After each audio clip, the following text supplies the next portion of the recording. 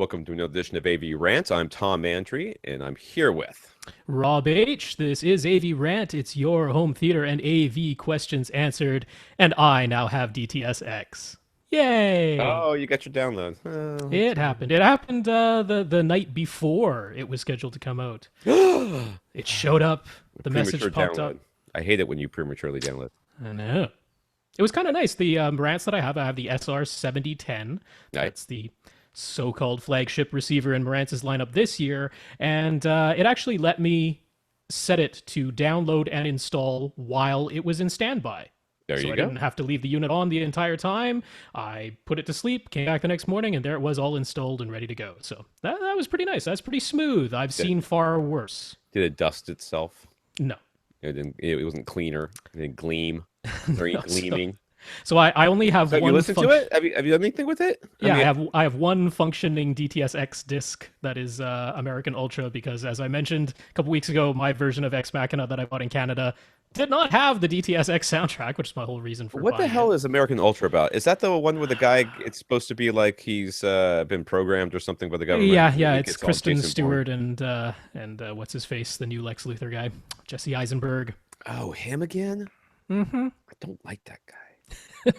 So DTSX, as far as I can tell, functions just fine. I tried actually unplugging all the speakers except my wides, and I'm currently running front heights and rear heights because that's where I can physically put speakers on stands. That might not be my chosen format, but anyway, I unplugged everything except for those 6 speakers because those are like the expansion speakers. Right. And yeah, I mean, this is anecdotal, of course, but it seems as though Neural X, the upmixer version of it, does just basically make those 6 speakers louder than Dolby Surround. Well, Dolby Surround doesn't use front wides at all. Right. But it kind of reminds me of how DTS used to goose their LFE channel. I'm like, I think they're kind of just goosing the overhead channels to make them a bit more noticeable. Not really doing different, just louder. Yeah. Well, you know what? That will be enough. That's what I think. That will almost certainly be enough.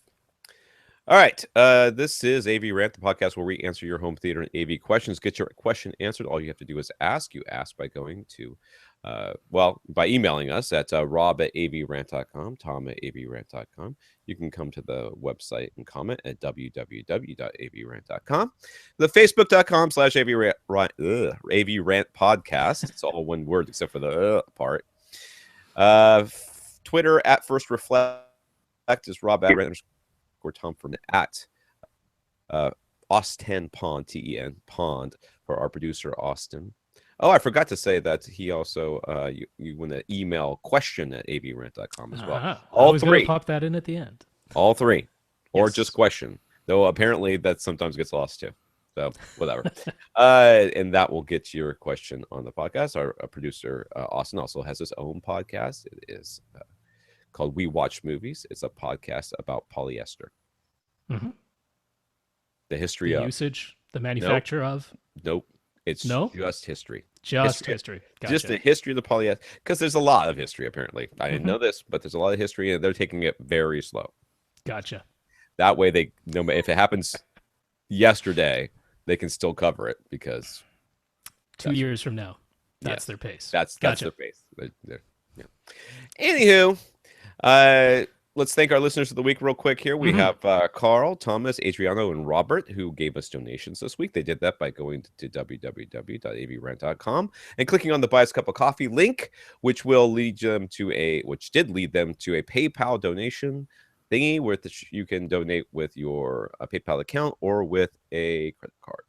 Yes. We don't keep your numbers or anything. That's all through PayPal. So we thank you, gentlemen, for your donations. Those will be used to support the podcast in many various and sundry ways, including my wife is freaking killing me with this thing.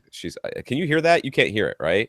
I am not hearing anything. Oh, good. On my end. I'm gonna have to turn this off. You got alerts coming in? I got alerts. Dropbox is well, just while you're clearing those, crazy. I'll just reiterate Carl, Thomas, Adriano, Robert, thank you all very much for the donations. Hugely appreciated. And along with that, there's other ways to donate to the podcast or support the podcast, and that's how you become a listener of the week. You can support it monetarily, or you can support it by any other way you can think of. I don't really care. Get a tattoo. I don't think you should do that, but you could. theoretically do that. That would be a first. I've seen people do that for other things. I have too. Don't do it for this podcast, even though I do like our new logo quite a bit.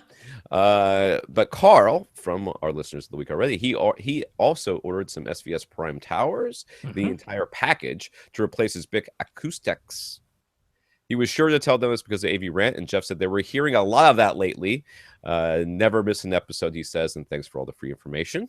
You're welcome, Carl. Yes. Richard also bought an SVS Prime Tower package, and he also let them know it was because of us. SVS is like, like, hey, look at that. Those dudes. Prime Towers. I can't remember if it was one of these guys or not, but somebody emailed me and said, "What's the deal with Tom not doing the review of the bookshelves?" That was on Facebook. SVS.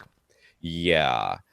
They also emailed me. I think they did. Yeah. So that kind of lit a fire under me. So I finished, because I have in here set up the JansZen's. They're called the zA1.1s. They're their bookshelf electrostatic panel monitor. I think that's what they is. zA.11. Is that what it is?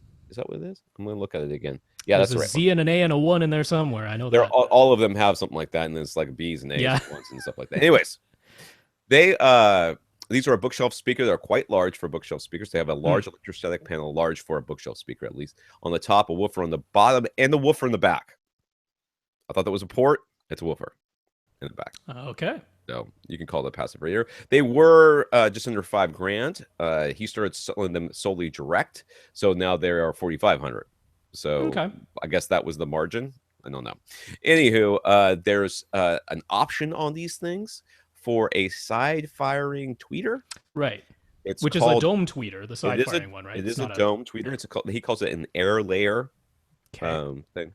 So I've had these things set up here for a while, and they've been fine. You know, there's some controls on the back. One of them is a tweeter adjustment. The tweeter adjustment only goes down. So it lowers the volume or rolls it off or something. I don't know what it does. I had it all the way up to max the entire time. Forgot about it. I forgot it was back there. Didn't really care. But I'm gonna talk about this more. There's a real reason to have something like this, and there's a real reason why I didn't need it. The second thing on the back there is a control for that airLayer tweeter on the side, and I only had a control, and it has a control. I don't know what all the different variations are because I used on and off. I do it all the way up and all the way back. And that was it. I didn't do anything in between. I didn't give a crap. I wasn't trying to see how I could best tune these things for my room. I wanted to hear how it sounded with that tweeter on and full blast and that tweeter off and nothing but the electrostatic panel. There's also a switch back there for stand mounted or bookshelf mounted, which I imagine the bookshelf mounted would turn off that back woofer or somehow some boundary gain compensation, probably like 250 hertz notch or something like that. I don't know. I had it on stands. I put that switch on stands, and I forgot about that switch too. So the only thing I controlled was the air motion tweeter. So when I calibrated it with I can't remember. I calibrated it with one of those things. I'm pretty sure I calibrated it with the air motion on. So the difference between air motion on and air motion off, other than just spaciousness and giving it more of a uniform sound, was incredible amounts of volume. Like it was way louder. Like the entire speakers seemed a lot louder. So I'm not really starting with the downside here, but one of the things you'll have to consider when you have this speaker is you'll need either to decide how you want that thing set it and forget it, or if you're going to adjust it from time to time, or you're going to have one setting for movies and TV watching and surround sound and one setting for 2-channel, let's use the electrostatic panel only setting. You're going to have 2 calibrations on your receiver or whatever it is. Right. Because the volume does change.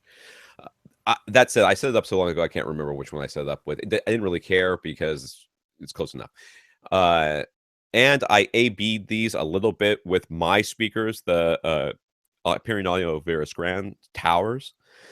Just A/B them just slightly. It's really hard to A/B speakers when you don't have multiple amplifiers and stuff like that. These were plugged in initially to some Emotiva's amp. The Emotiva amp crapped out on me. I had to contact the Emotiva. They're like, yeah, we're not going to answer you anymore. I'm like, okay.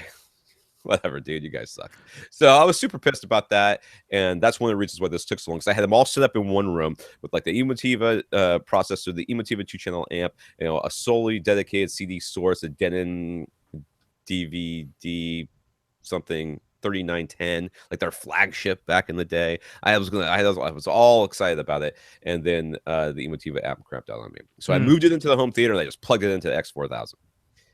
So there is a power cord on these. It is for the electrostatic panel and whatever stuff is inside there, but you need to plug it in. These are considered passive speakers, so you will power them. Right, so it's just charging the stators in the electrostatic panel. It's not actually providing amplification.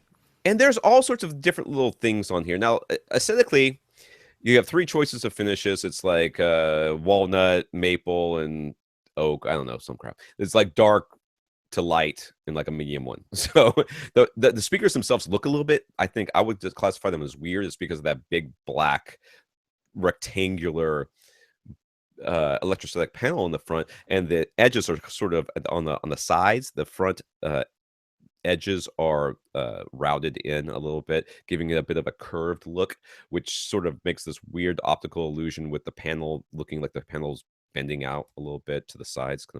But and yeah, I can't get the grills off, which is really irritating. I didn't want to start poking at them because I know that he doesn't have a whole lot of speakers that he gives out. Once I got the speakers, I stopped talking to him because I don't like. I have talked to him about once a year, on and off for the last 5 or 6 years. Like he talked when he started thinking about making speakers, he contacted me and asked me like what I thought good price points were, and this was one of them, 5,000 and 10,000, that sort of thing.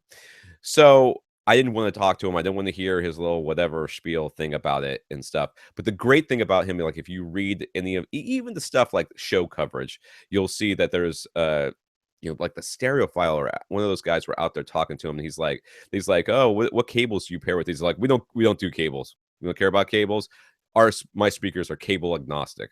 Like, you're not going to make any friends in the audiophile community saying stuff like that. So the guy was the whoever wrote that was like, oh well, I've never made a speaker that you couldn't adjust with a cable. I'm like, I can't say what I want to call you on this podcast, but I definitely want to call it to you right to your face. But anyhow, so the whole deal here is really geared aesthetically and somewhat functionally for the audiophile crowd. It's certainly an expensive speaker at $4,500. It's really, I think everybody's going to spend extra $300 or whatever it is to get the side motion tweeter after you hear what I have to say about it. It's certainly geared toward that, and he knows that. He absolutely knows that. So there's like, it's got like really weird high end, I've never seen them before, speaker terminals on the back. It's got this adjustment on the tweeter to adjust it down and not up, which is clearly meant because audiophiles do not treat their rooms, and therefore we must be able to adjust it down because you have to roll off the tweeter a little bit. Like I read one review after I finished my review. I read one review. It's like, oh, I adjusted it down a little bit. It really helped tame this and that. I'm like, your room sucks. That's your problem right there. Because basically, these speakers, when you turn them just with the panels on, you get that directionality. A lot of these guys, the reviews say, oh, no, you don't really get it. You totally get it. Okay? You get the vice grip thing. When you move, like I would sit there in the chair and I would move my head to the side a little bit and the timbre would change. I move my head forward or back and the timbre would change. This is a speaker that when you turn on just the electrostatic panel, that you can really dial in. Now, that said, when I had them, like I probably could have spent a week or two doing nothing but toe in and figuring out where I was going to set. Like I could have done nothing but that and having these speakers pointed directly. I mean, they're really meant for more near field listening. Anyways, I'm sitting about 10 feet away from them, and I think they could even be closer than that and still sound good. Now, from that distance, it's fine. It's just a little bit harder to dial in exactly where to sit and how to get that perfect. But even without having like the perfect placement, the perfect seating, I put in that headphone, that Dr. Chesky's, whatever it is, headphone. Yep. Yeah, so it's really meant for headphones, right? To get that binaural thing. Binaural, yeah. I checked my rear speakers so many times during that because that sound was absolutely dead behind me. And the big difference between having like this speaker and other speakers is that absolute holographic front center image. For now, the one person who has them towed in just right. That said, The thing I really love about these speakers is that stupid side firing tweeter.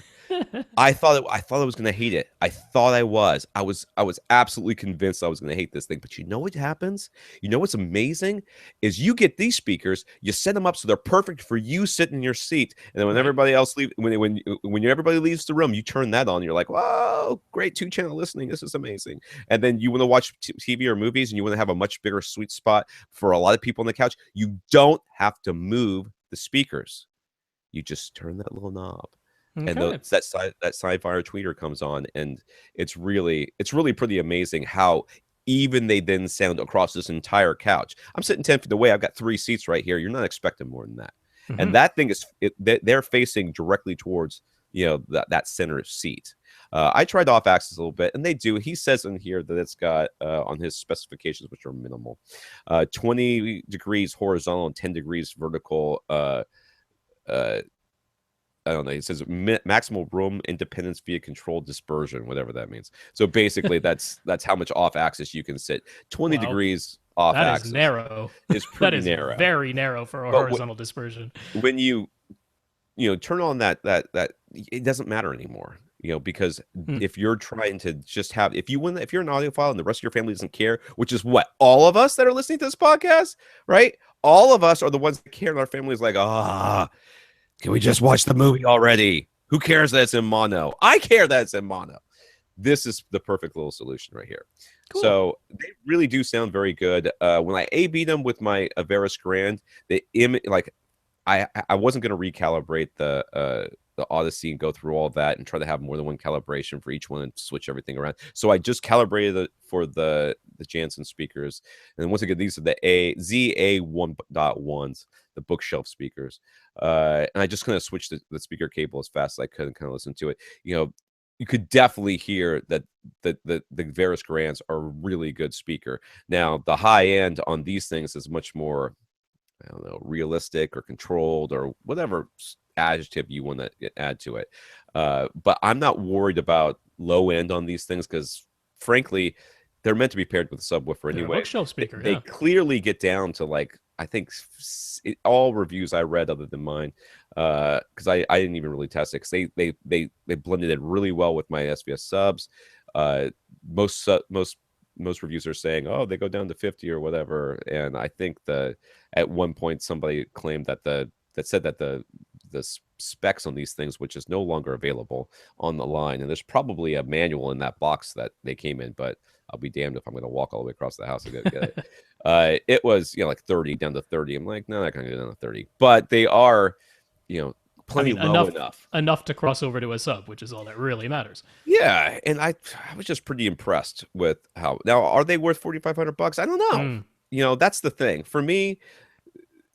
If you're somebody who wants an electrostatic panel that you can integrate into a room and right. have it be for more than one person Right. upon occasion, they are certainly the speaker. And And if kind of you unique because I haven't really seen that in any other electrostats. So I haven't either. The bigger speakers too, if you're looking for floor standing speakers, they have those as well. They're like 10 grand or something, or okay. maybe even less than. I think they're like 85 or 9,000 or something, since he went direct. But they really have a really good sound, and you get to have that electrostatic experience without uh without having to sacrifice having a home theater or having to have 2 sets of speakers. They're pretty, they're different, they're unique. No one else is going to have them. So, I like them. I'm sad to see him go. That's not a recommendation. I There you don't know go. what is. So All right. there you go, David. There's your review, and thanks for the It speakers. wasn't of the SVSs, but that clears the pathway to the That does clear the SVS. pathway. So there's already a return label for these. I mean, I know people Okay. think that they just send us speakers and we keep them and stuff like that. There's already a return label. It came in the box. I'm going to slap that on. It's going back tomorrow. All So I'm right. like, I'm not at all interested in getting quote unquote paid to do these sort of reviews. I just like listening to these speakers. So it's a lot of fun. I was very happy with how well my Veris Grants held up to these though. Mm-hmm. And that they're what $700 a pair or $700 each or whatever they are or something like that. Well, the new ones are like 2,100 a pair. The new Yeah, so towers. half the price, and you're Yeah. getting a good amount of the performance, if not, you know, I think the person who wants these speakers is looking for something special, and they're definitely something special. Okay. If you're just looking for most of the performance, then you can get most of the performance for a lot less money. But if you want that extra little bit, you're gonna have to pay the premium. That's how it goes. So that's my review. All right, let's get on with the podcast here. Oh crap, I lost the thing. Here it is. All right. So in the news here, I've got Keith alerted us to SliceOft, the makers of any DVD HD, which is one of the most popular Windows software options for decrypting DVDs and Blu-rays, completely shut down last week. Uh-huh. And then they quickly reemerged currently as a form only as redfox.bz. Yes, BC. Brazil. Is that what they are BZ in Brazil is? now? Yeah. I doubt they're actually in Brazil. Anyways, Yeah, where exactly. they even released the latest version of all their software for download to existing customers, and that brief shutdown also led several forums and websites to compile a handy list of decryption software alternatives. Yes. Yeah. So it was interesting because I didn't see this happen. It took place over last weekend, not these past 2 days before we're recording, but a week ago. But I somehow missed this news and I hadn't gone looking for the latest update. If you go to sliceoff.com where things used to be, there is nothing but a text message saying, "We're no longer here. Goodbye." So I missed that on the forwarder, huh? Yeah, I missed that on the podcast last week, and it might be a good thing because I might have freaked some people out. It's like it didn't take them long; they're already back. So you head to redfox.bz. That's where the thing is. There doesn't appear to be any way to actually purchase the unlock licenses. So, like, if you were never a customer of theirs before, you just get the 30-day trial.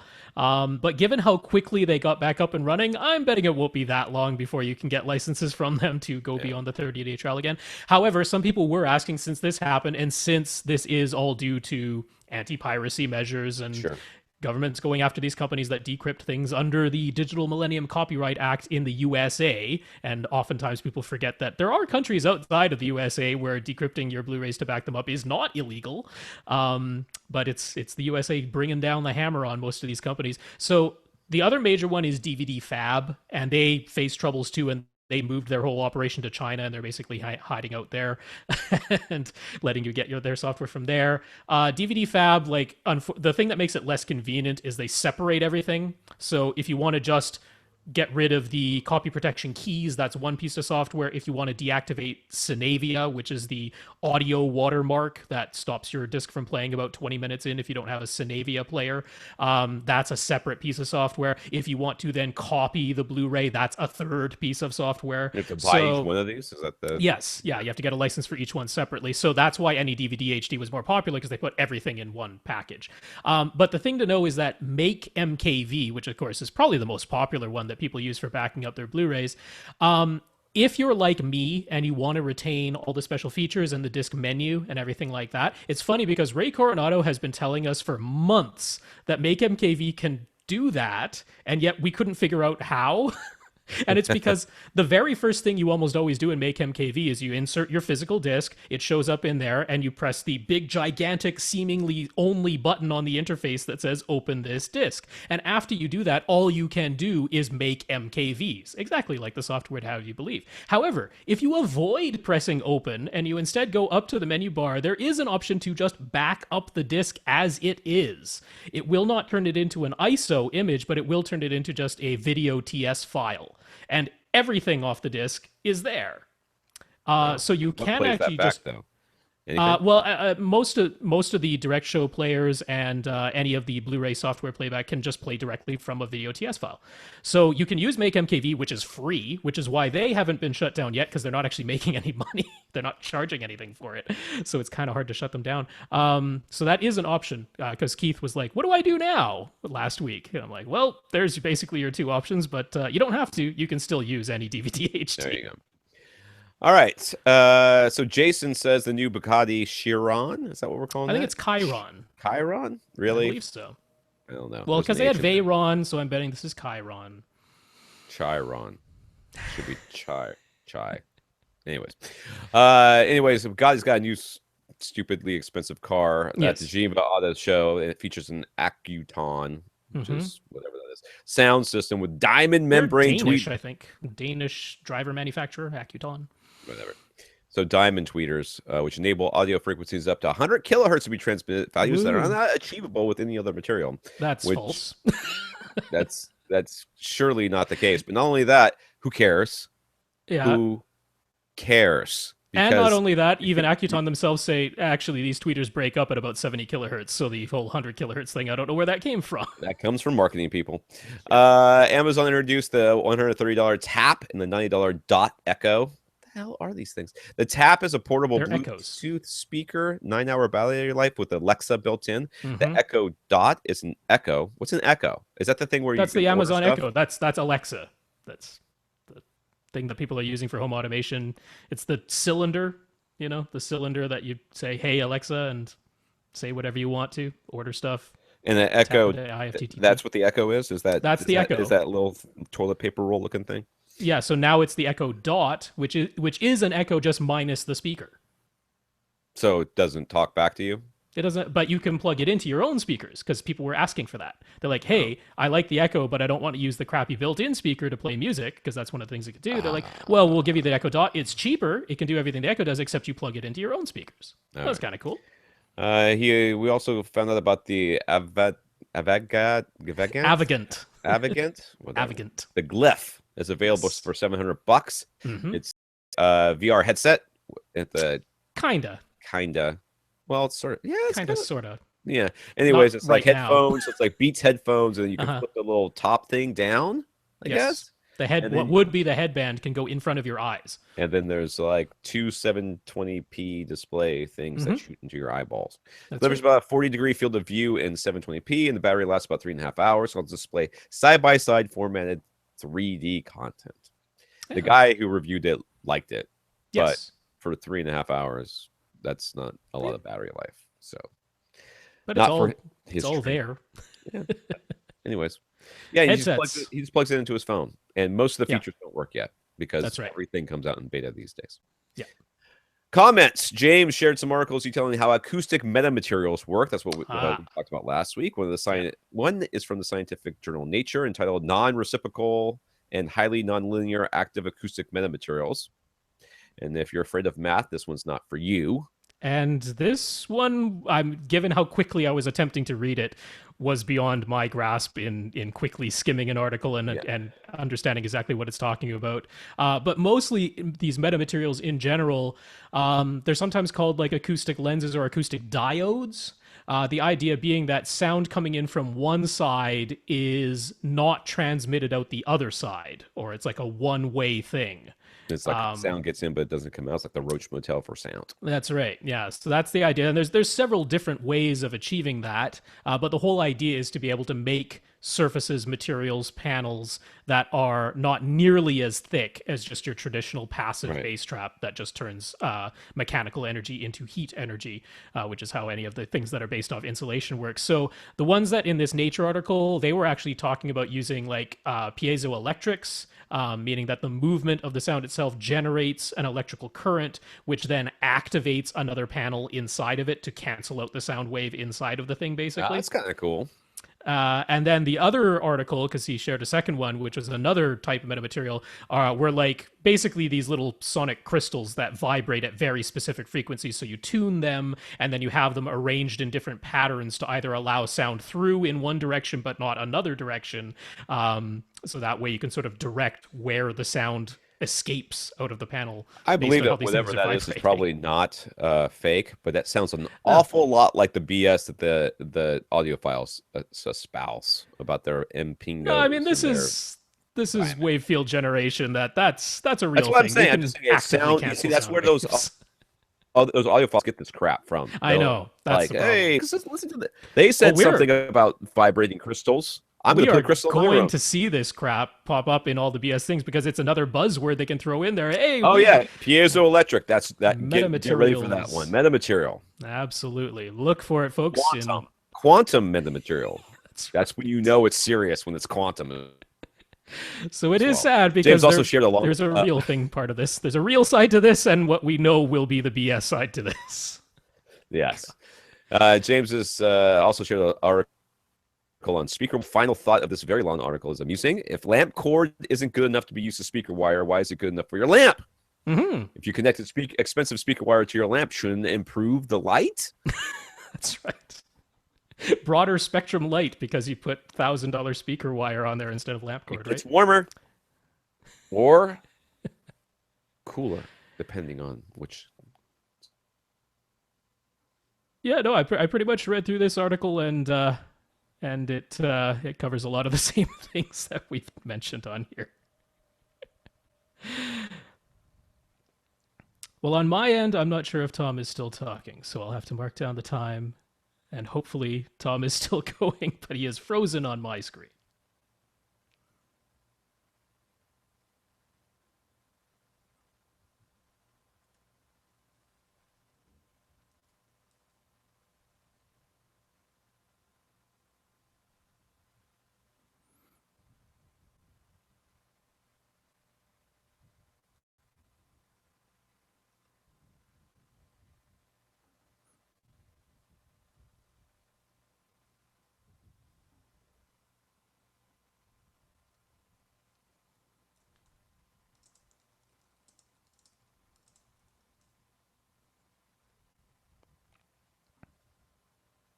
Alrighty, folks. Well, I am not sure. We've had a technical error, of course, in the audio only version. If you download this when it comes out on Thursday, all of this will be edited out, but for those still hanging around watching the live YouTube, Tom has just dropped out.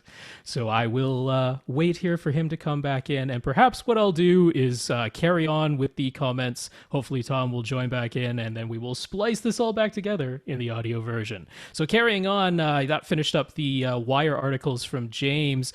John W. on Facebook, we discussed last week, he was asking if he could use his single SVS SB-1000 in his new room, which is about 4,400 cubic feet. He's moved, and so he's bringing his existing sub to a new, larger room.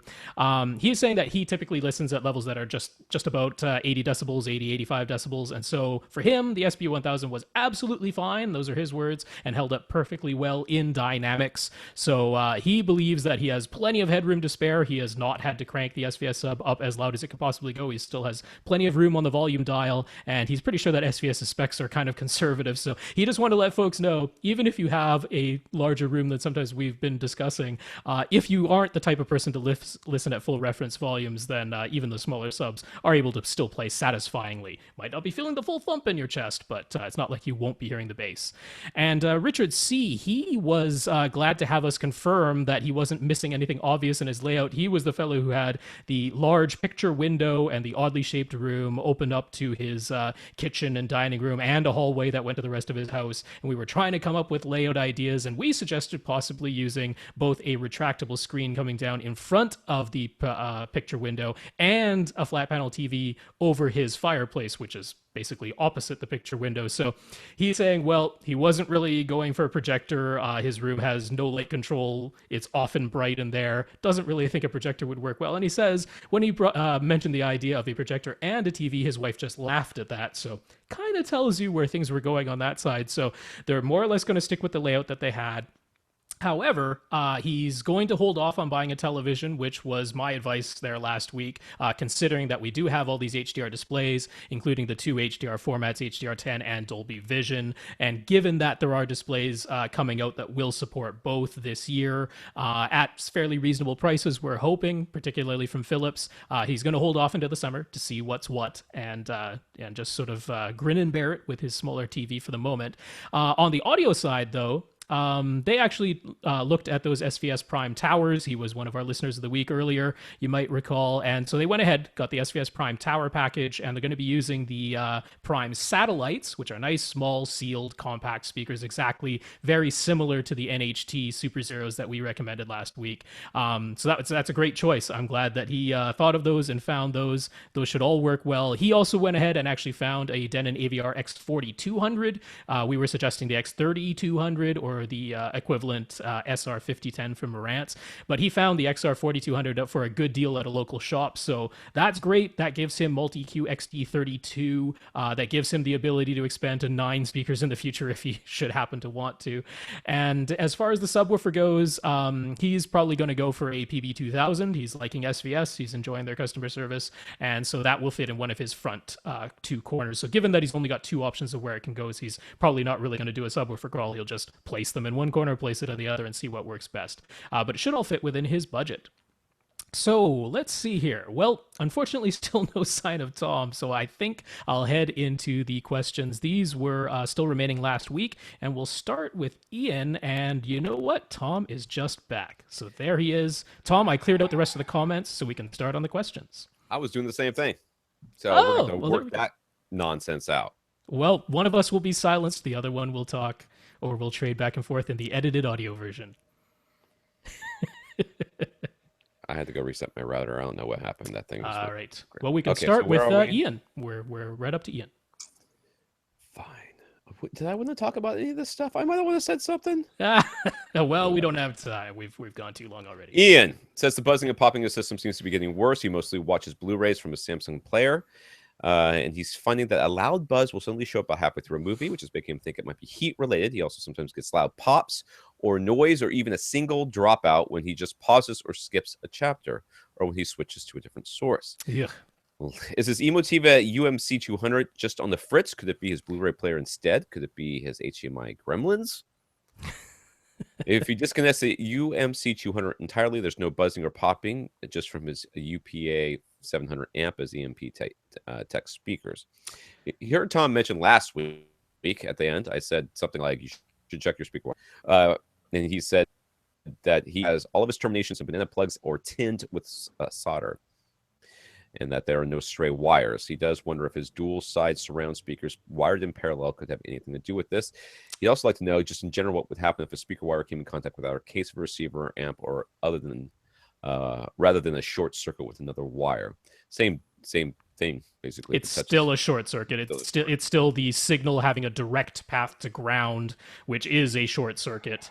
He sounds like he must know something about how to deal with wires if he's adding solder stuff. So I'm wondering if he should just open up that Emotiva and take a look to see if there's something askew in there. I mean, this sounds like it is part of the HDMI board. Now, HDMI boards developing problems is very much a common occurrence. I mean, we saw that all the time. And we like to pick on Onkyo sometimes because they were notorious for having HDMI board issues. They were also the first initial people who, Yeah, I mean, it got to the point with them that they extended their warranties out to 2018 for like everything that they sold because they were having so many HDMI board issues. But Yamaha, Denon, Marantz, they all also had HDMI board issues to some degree or another. Emotiva was not immune from that either.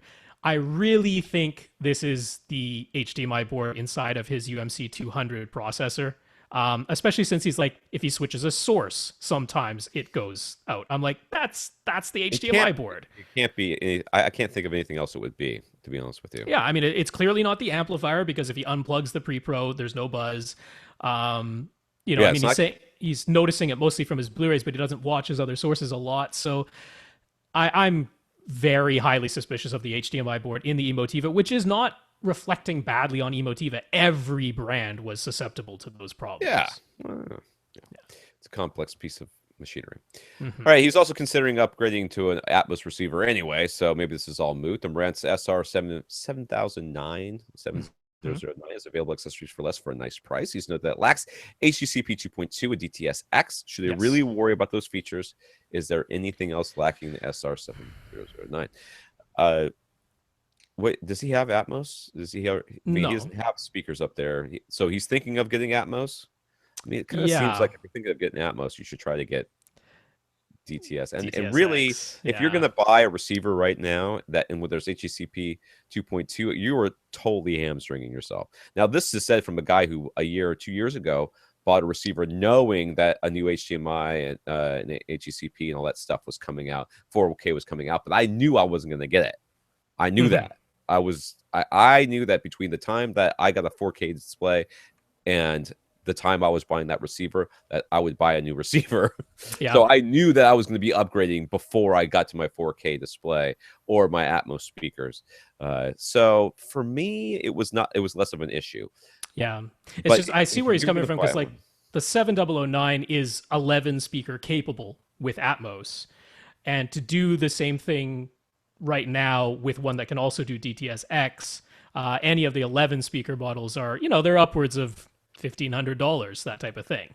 Yeah, Right. it's a significant amount of money, essentially just for DTS:X if you know you are sticking with a 1080p display, right? Right. So that really is the only crux. If you're like, you know what, I can live without DTS:X, then I don't have a huge problem with this. It will give you Atmos.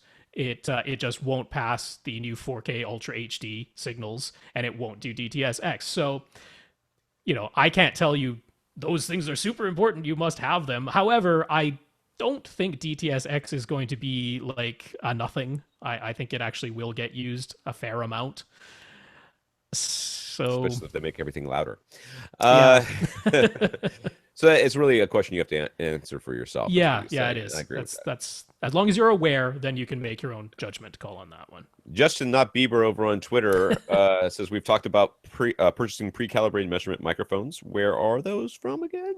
And are the Dayton mics a good choice? Well, we say Cross Spectrum Labs. Yes. It's just www.cross-spectrum.com, and whatever they're selling is good because they're going to calibrate them for you. So don't worry about it. So Yes. basically, they'll give you a little disc, and I think it is an actual little disc. It's not that big one. It's a little one. They may be giving out flash drives these days, but when I got it, I think I got a little disc. And they will calibrate the mic, which means they put the mic and they put a calibrated mic, a professionally calibrated mic, a high-end mic, into the same space. They measure something with your mic, which will actually be yours, the actual mic, not one of a batch of 100, but yours. Then they measure it with the calibrated mic, and they say, okay, well, this is what the calibrated mic, the perfect mic, the mic that we know it measures correctly, we know that one does this, and this is what yours measured. Here's what we will do to make those things match perfectly. And then they send it off with you, and it's perfect. Yep. So, and the Daytons are a great choice. There are two versions. One is a USB microphone, plugs directly into a USB port. You don't need anything else. The other, if you already happen to have a microphone preamp, say, plugs into a microphone preamp with an XLR cable. So if you already have one of those, then that's what you want. It is. The XLR one is a little less expensive. Yeah. Chris, McMansion Chris, he says he doesn't live in one, but it's seeming less likely every question he asks, has been looking. Someday I'm going to end up in that dude's house and be like, God, this place is tiny. It's just completely, it has no walls, no interior walls. No interior walls. It's just one open room. That's right. He lives in a 7,000 square foot. I don't know, man. He has apartment. 40 feet from his front wall to his back wall. 40 That's feet. A big ass room. That's not a tiny house. All right. Anyways, he's well, I'm going to say it's tiny no matter what. He's been looking at the Denon AVR X6200W and the AVR X7200W and has a few questions. These are clearly for you since I didn't do any research about them.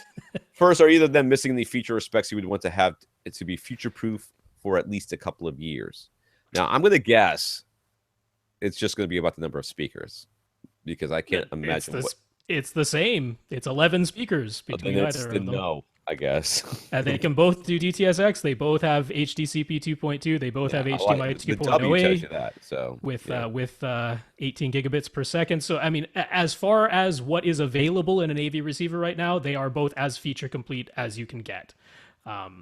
So, yeah, if something new comes along, everybody will be affected, not just these Denons. They're as feature present as you can be. Secondly, he asks, will these receivers have minor differences in features, but is one really better than the other? Would he notice any significant difference using one over the other? I would say unlikely, but I haven't actually looked at the feature. So, I mean, usually when you get to this level, there's like a little bit extra amp power, maybe another zone, or a little bit more control, a couple more inputs or something. But if they have all the same features as far as HDCP, passing 4K, Odyssey, number of speakers, I say speakers already, then really it's going to be 6 of one, half dozen of the other. Just save the money and go with the There are a few feature differences. I mean, the main thing is that the 7200 was Denon's flagship. It came out at the very end of 2014. And their flagship model is always on a 2-year cycle. Right. So we're expecting that at the very end of this year or maybe the very beginning of 2017, there'll be an update to that. The X6200 was what replaced the X5200. So it's one step down from their flagship, but they update it every single year. So the 7200, it still used 4 DSP chips, whereas the new models use a single quad-core DSP chip. about the same processing power. But the X7200, everything in it is at 32-bit resolution. They have their like MP3 up mixer thing that's at 32-bit resolution, whereas it's at 24 in the X6200. That stuff is completely inaudible in my opinion. The X7200 does have some more amplifier power. It's not a lot, but the main difference is that it has fully assignable amps, meaning if you are, let's say you're just using a 5 or a 7 channel external amp, you can assign the internal amps to drive zone 2 and zone 3, which is something the X6200 nice. Can't do. So it's like really fully assignable amps in the X6200. That's kind of the main selling point for people that are getting it, to be honest, because that's a kind of unique feature. And the only other thing is the X7200 has 7.1 analog inputs. The X6200 does not. So if you still need a 7.1 analog input, then there's that. But other than those, you are not going to hear a difference. My HD DVD player, or yeah, in order for that to be a thing, that would yeah. Lastly, yes, is there any benefit of going 9.2.2 setup with front wide and top middle speakers over 7.2.4 with front heights and top middles and rear surrounds? Mm-hmm. Would one of these setups sound better under specific conditions, such as type of content played, Atmos versus DTS-X versus standard non-immersive soundtracks? Is this the case where his own ears have to decide by trial and error? I don't actually believe that it's. I think that the room and where you're sitting in it has more to do with where you're going to put these speakers than anything else. Yeah. Most people, they are going to be sitting so close to their top rears and their surround backs that they are, in essence, the same speaker. Right. But if you're in a, let's say, 40-foot long room, yeah, and you want to have surround backs and top rears, that actually makes sense. Yes, it does. So it's more of, there is no inherent better between these different setups. There is, what does my room dictate that I should have?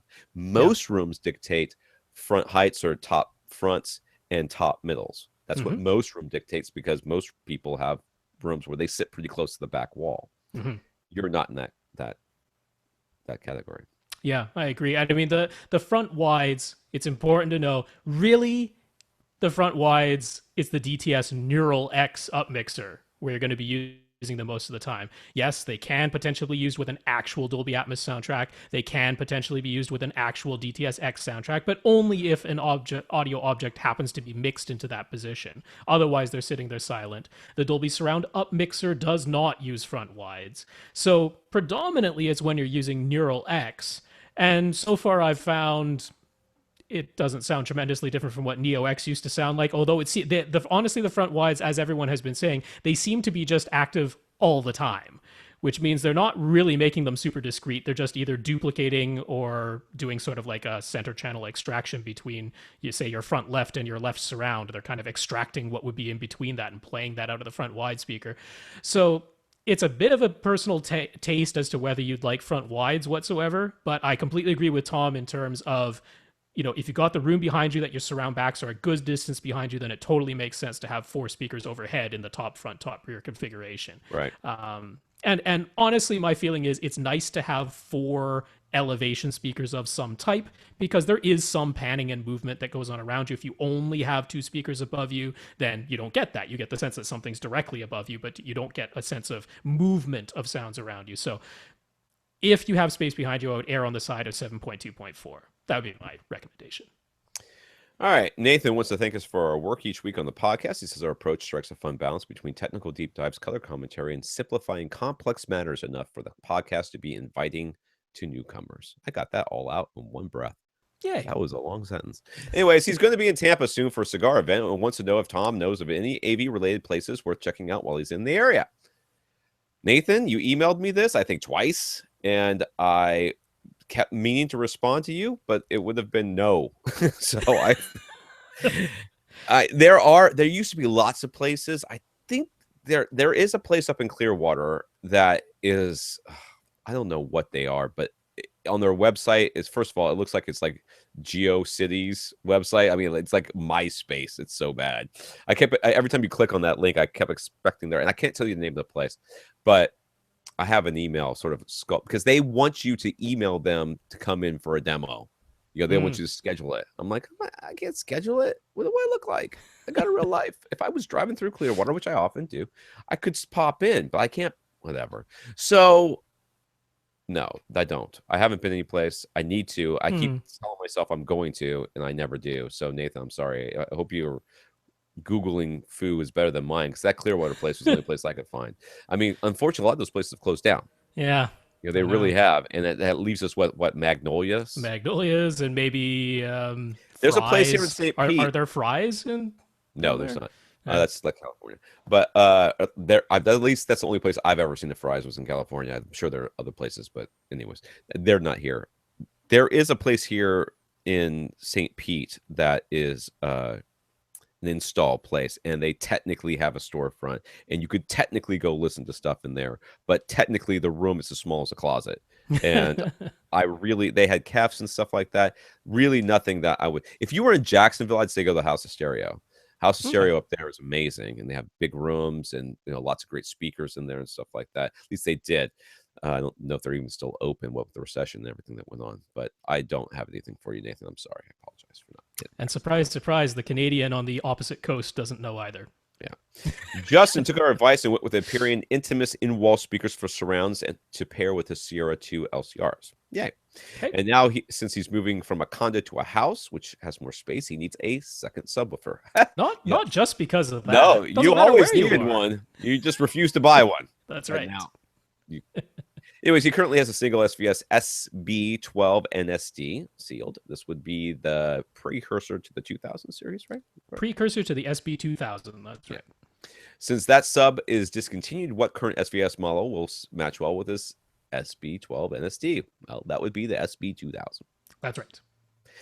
He never listens to that full reference volume. Typically, he's at -15, -10. If he's cranking it, that's immaterial here. That's to match with that sub. That's what you get. But he also received an email from Ascend alerting him that the Rhythmic L12 is on sale for $529 with free shipping. Is this an option to consider as well? It actually is. That looks pretty good, actually. It really is. Yeah. It's a little bit less amplifier power, but it's a slightly larger box. So those two things do actually kind of offset each other a little bit when it comes to a sealed sub. Yeah. Certainly the Rhythmic subs are very good performing subs. And given that the SB-12 NSD itself had a slightly lower wattage amplifier than the SB-2000 that replaced it, this L12 is kind of on par. So like Rhythmic's F12, F12 is one they've had around for a long time, more expensive. It's sort of toe-to-toe with the 2000 series. This L12 is a small step down, but so was the SB-12 NSD compared to the SB-2000. So yeah, I actually think they match pretty darn well. I agree.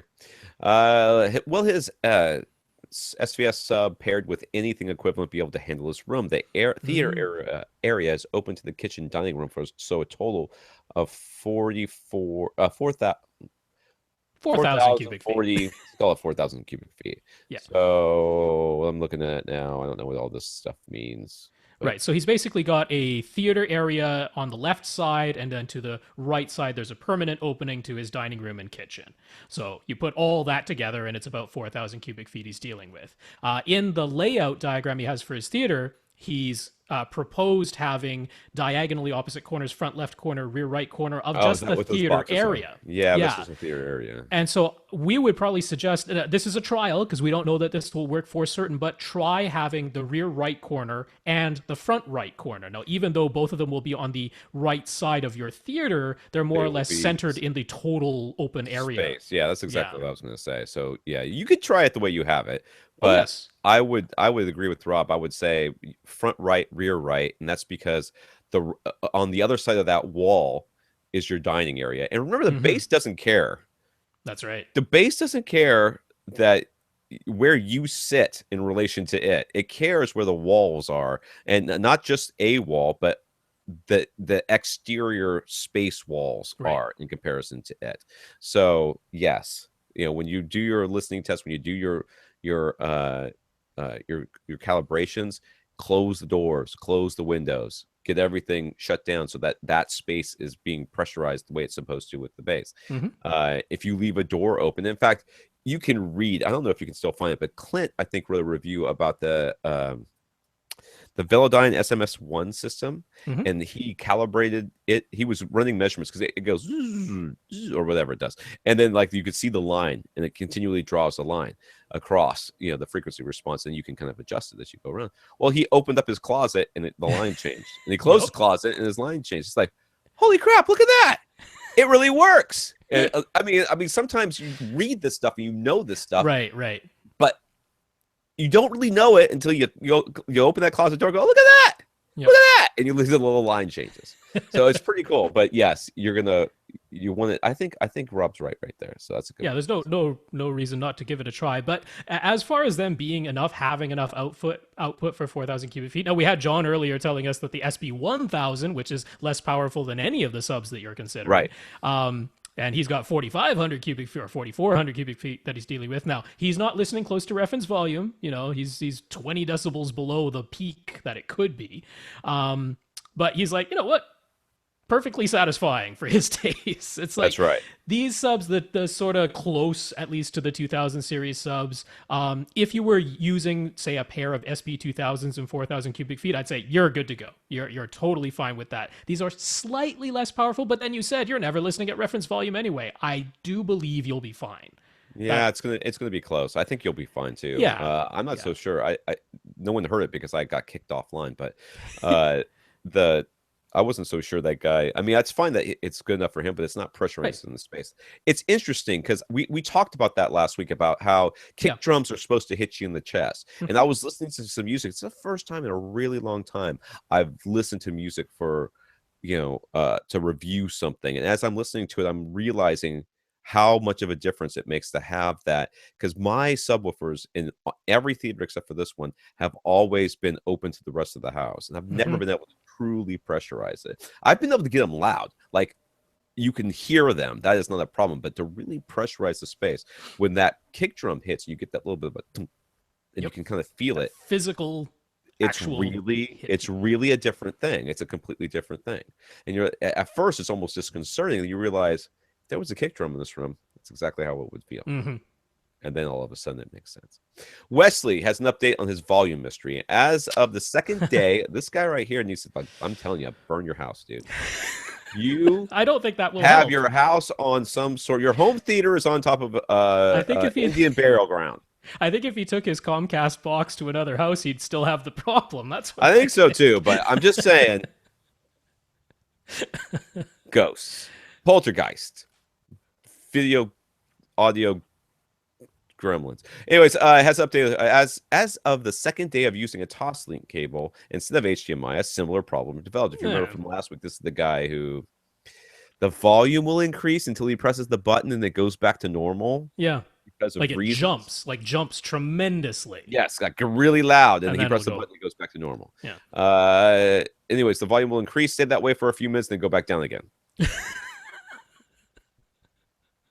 You need a young priest and an old priest and a little woman.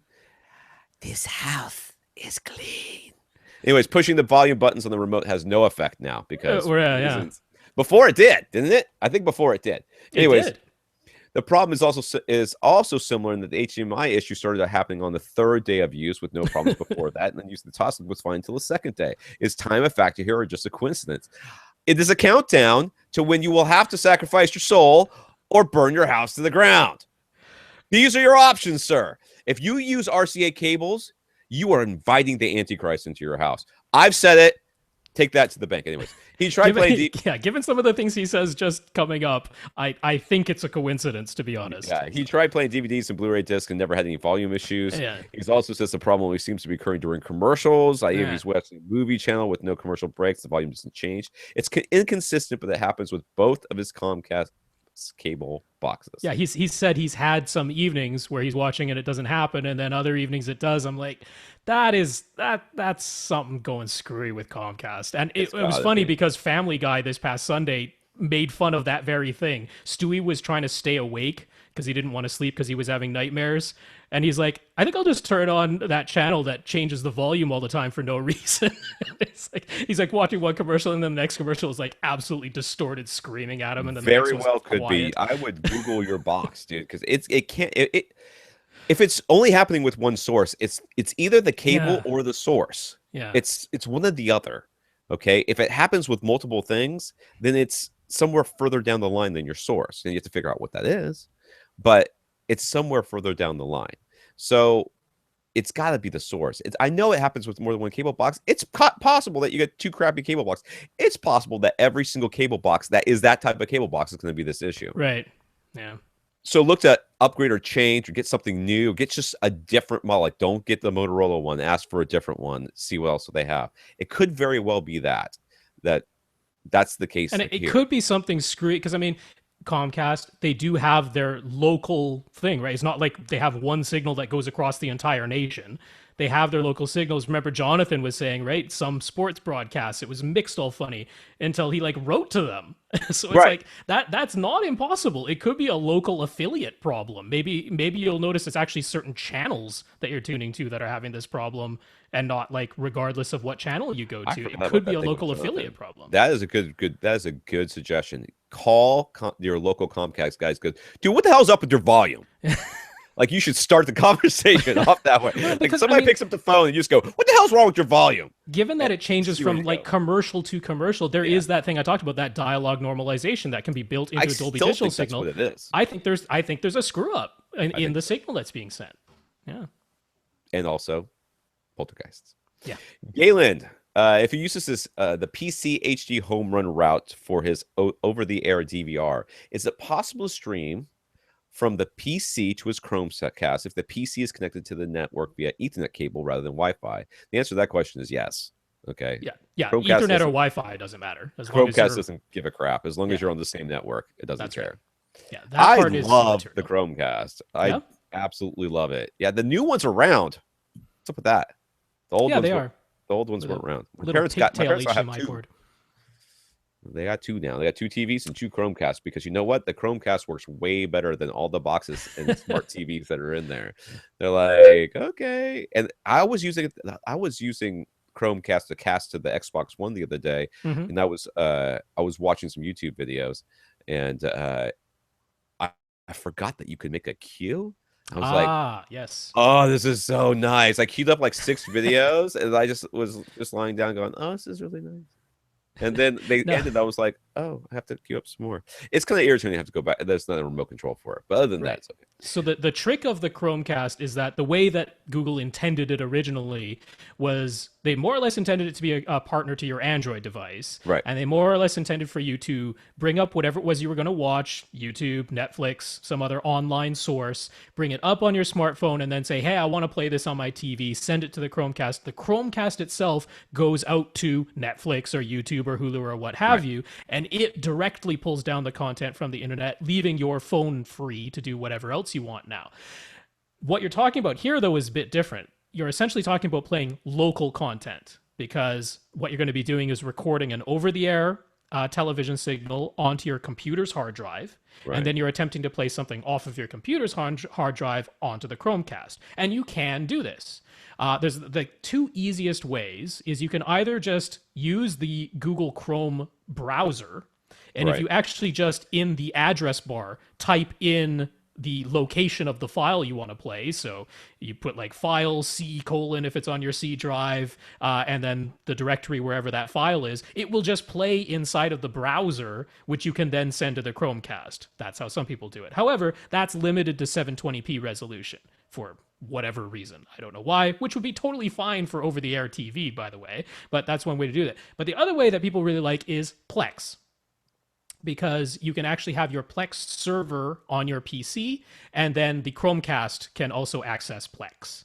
So that is the way that most people enjoy because it gives you like the nicer interface, right? You can use your TV, TV style remote control from 10 feet away, have a nice Plex interface. Plus, if you put your other content into your Plex server on your PC, like all your music, all your movies, all your DVDs, whatever you want to do, you put that all into Plex, suddenly you have everything under one interface. So it's definitely worth looking into Plex.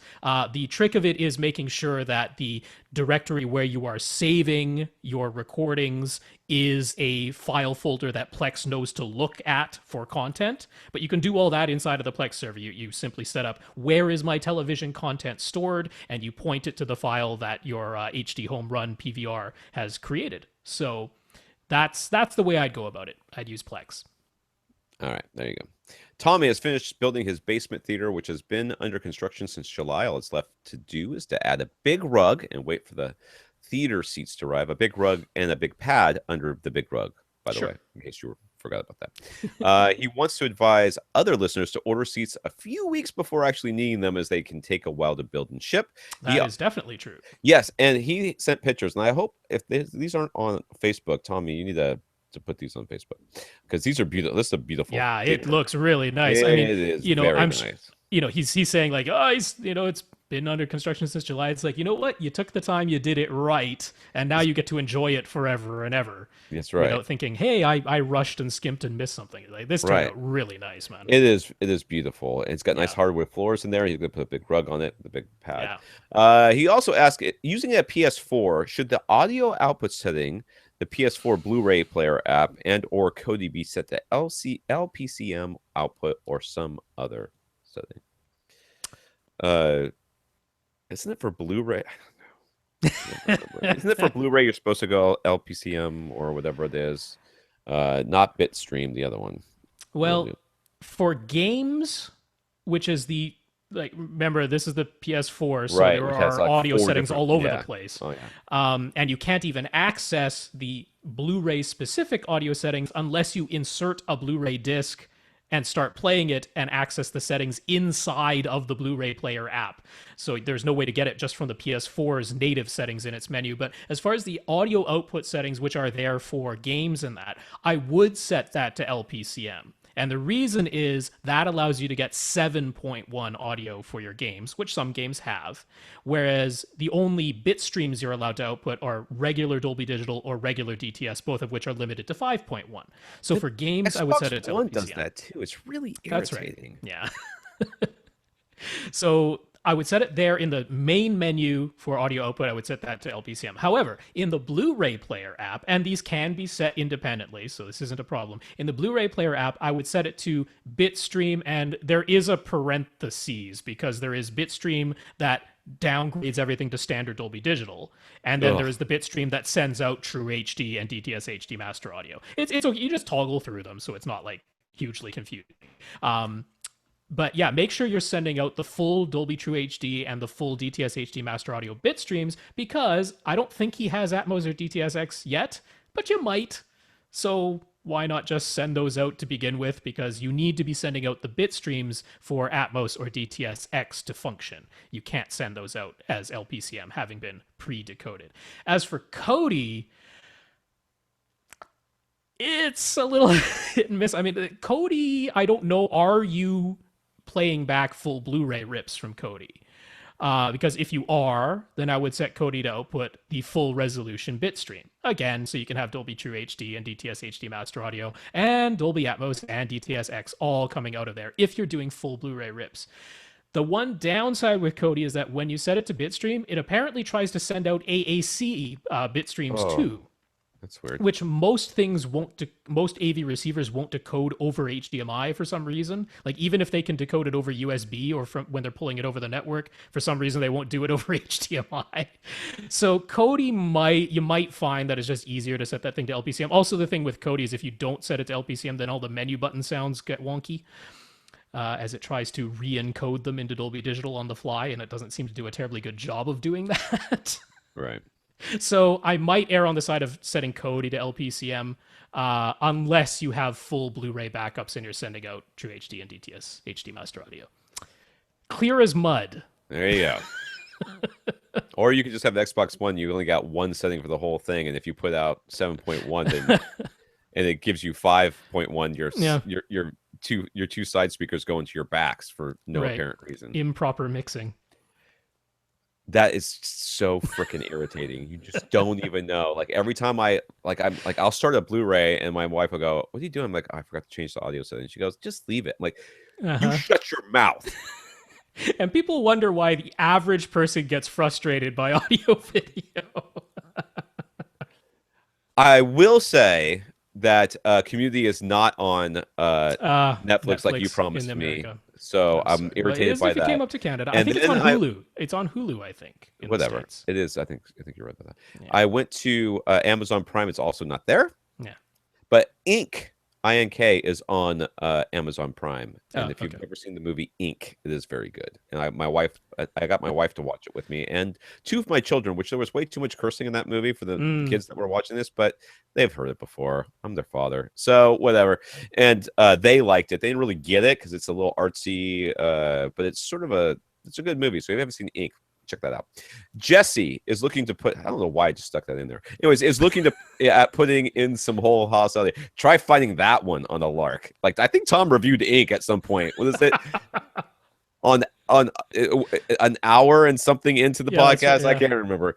Jesse is looking at putting some whole house, installing some whole house audio. He wants to go with an HTD brand system, both for cost because it works easily with iRule.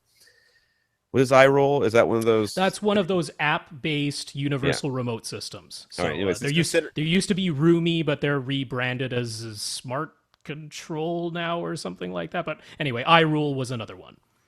Anyways, you consider the MCA 66 or MCA 66A, with the only difference being that the A has a built-in amplifier.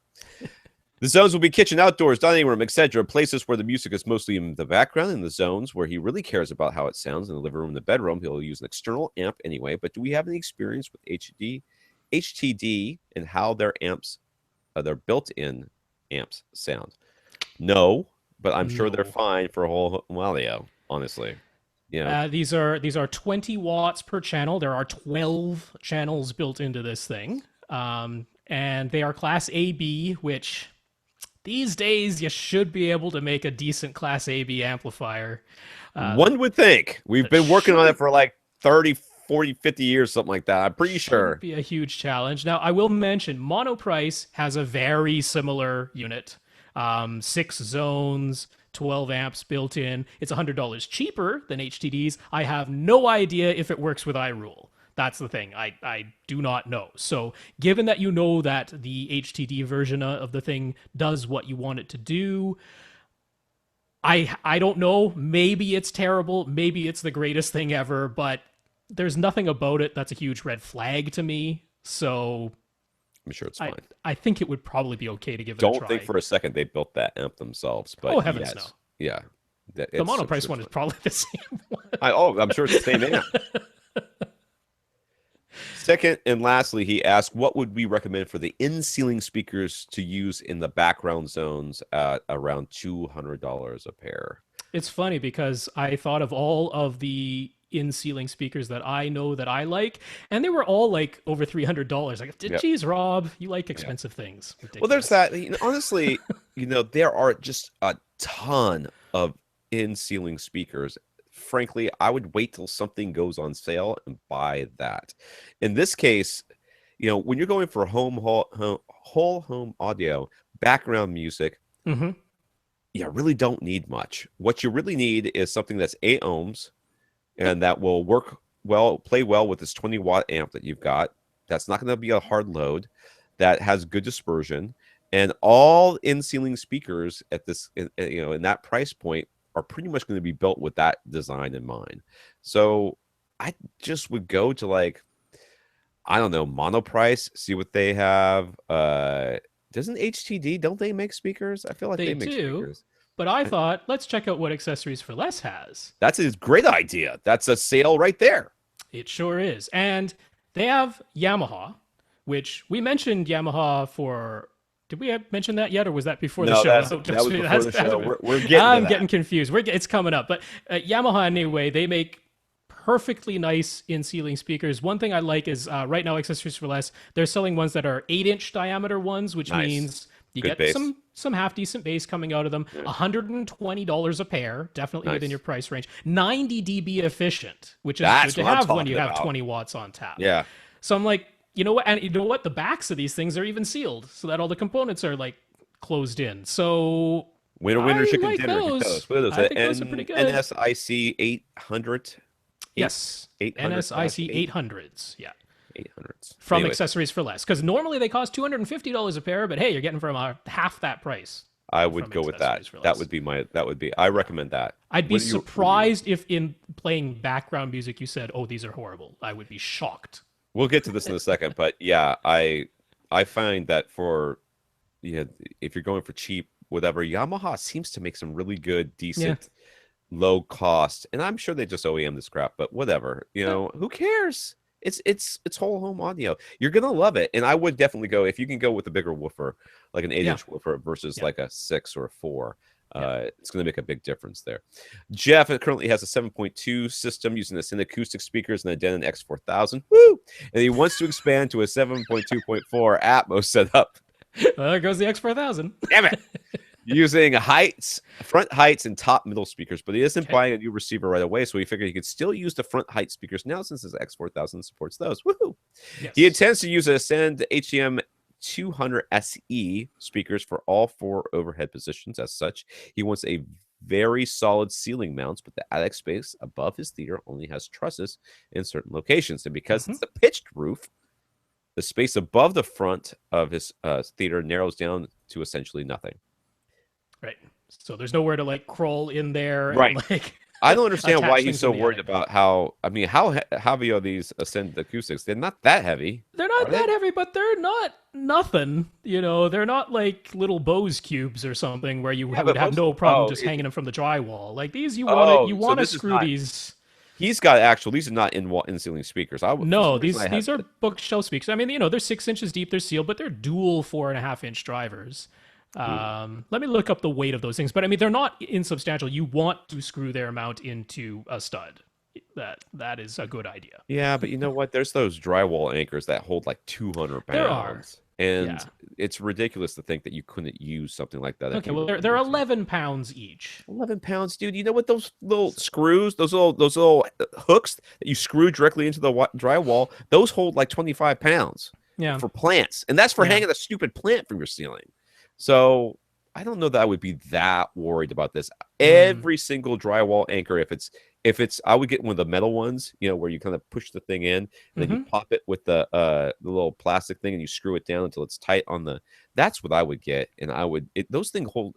I had a shower bar fall in my bathroom over here or whatever, something, not shower bar. What do you call it? A towel bar, and I took it out I was like, oh, I'll just stick a drywall, whatever anchor in there. And whoever had installed this thing had already tried like 3 times, and the hole got progressively bigger each time. So I was like, oh crap. What if it was one of those things? It was like those classic, the home improvement things where you're like, all I'm going to do is this. It'll take 5 minutes and like three trips to Lowe's. And I've got like a thing of washers because nothing's big enough, and then it was a mess. But that thing right there, you can do pull-ups on it now. I mean, you could literally do pull-ups on it now. It's so securely anchored. Anyways, he intends. Okay, once he mounts the front height speakers, they ain't moving, he says. So he wants to get this right the first time.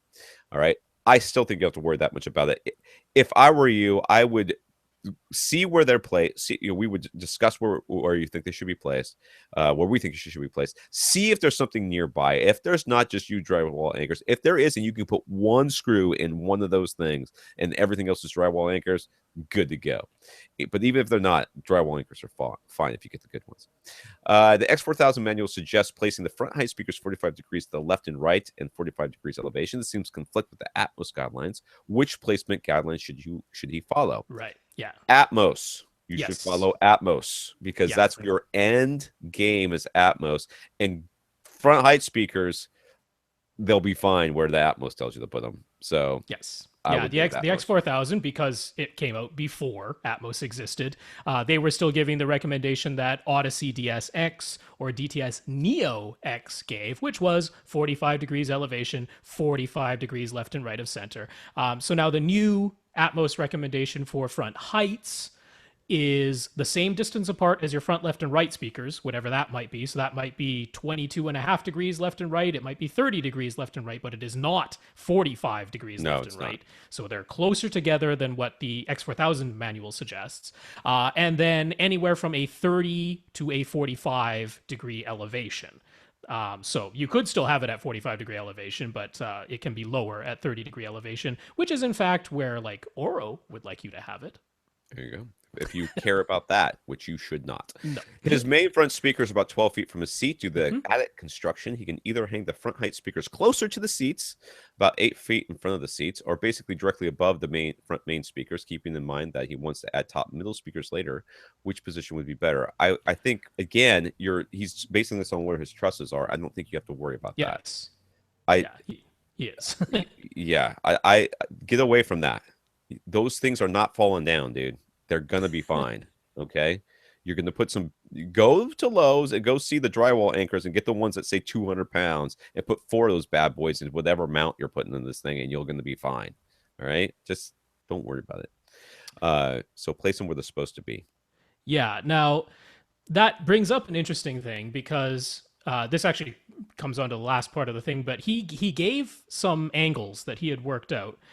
And I was a little bit confused by the angle figures that he included in his email because I don't know, he listed sort of things in coordinates and then he listed like 2 different angles. I'm like, how can you have 2 different elevation angles if it's the same spot on the ceiling? I don't know, I might have just missed something and misinterpreted what he wrote, but I was a little bit confused by it. So I just wanted to mention the way that I figure out elevation angle is I simply figure out the height of my ceiling, so measure that, then subtract from that the height of my ears when I'm sitting down. So let's just say that's 3 feet off the ground when I'm sitting, and I have an 8-foot ceiling. Therefore, the height is 5 feet now. So the distance from my ears to the ceiling is 5 feet. Then you just divide that height, 5 feet in this case, by the distance away from the speaker, and then take the inverse tangent of that. That'll give you the angle. Right? Well, because you have to use trigonometry for an angle. It's the only way you can do it. Yeah. The other thing you can do is just take the distance from your ears to the ceiling and divide that by the tangent of whatever angle it is you want to achieve. And that will give you the distance in front of you that the speaker needs to be to achieve that angle. So the thing is, if he uses that 8-foot distance in front of him, that actually gives him like a 32, 33 degree angle. That's perfect for the front heights. That's exactly where they should go. So given that you have a truss there, given that it's perfectly within the angle of where they ought to be, I see no reason not to put them there. Now, you might be thinking, okay, my front speakers are 12 feet away from me. My front height speakers are now only 8 feet in front of me, but you have to remember they're 8 feet in front of you and 5 feet above you. Right? They're not just 8 feet ahead of you.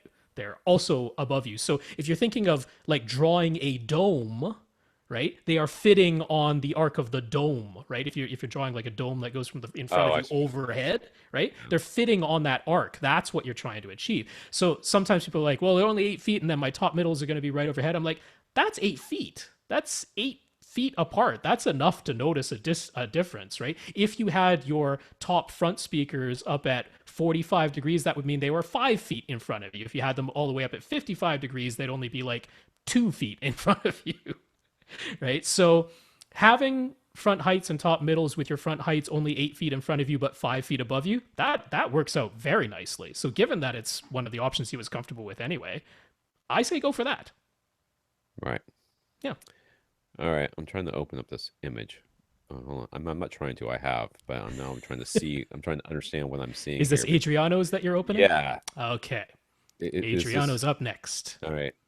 All right, Adriano wrote us several months ago regarding the layout of his theater in this apartment in Australia. He took our advice and wired for subwoofers in the front left and rear right corners rather than inside his kitchen island for some reason.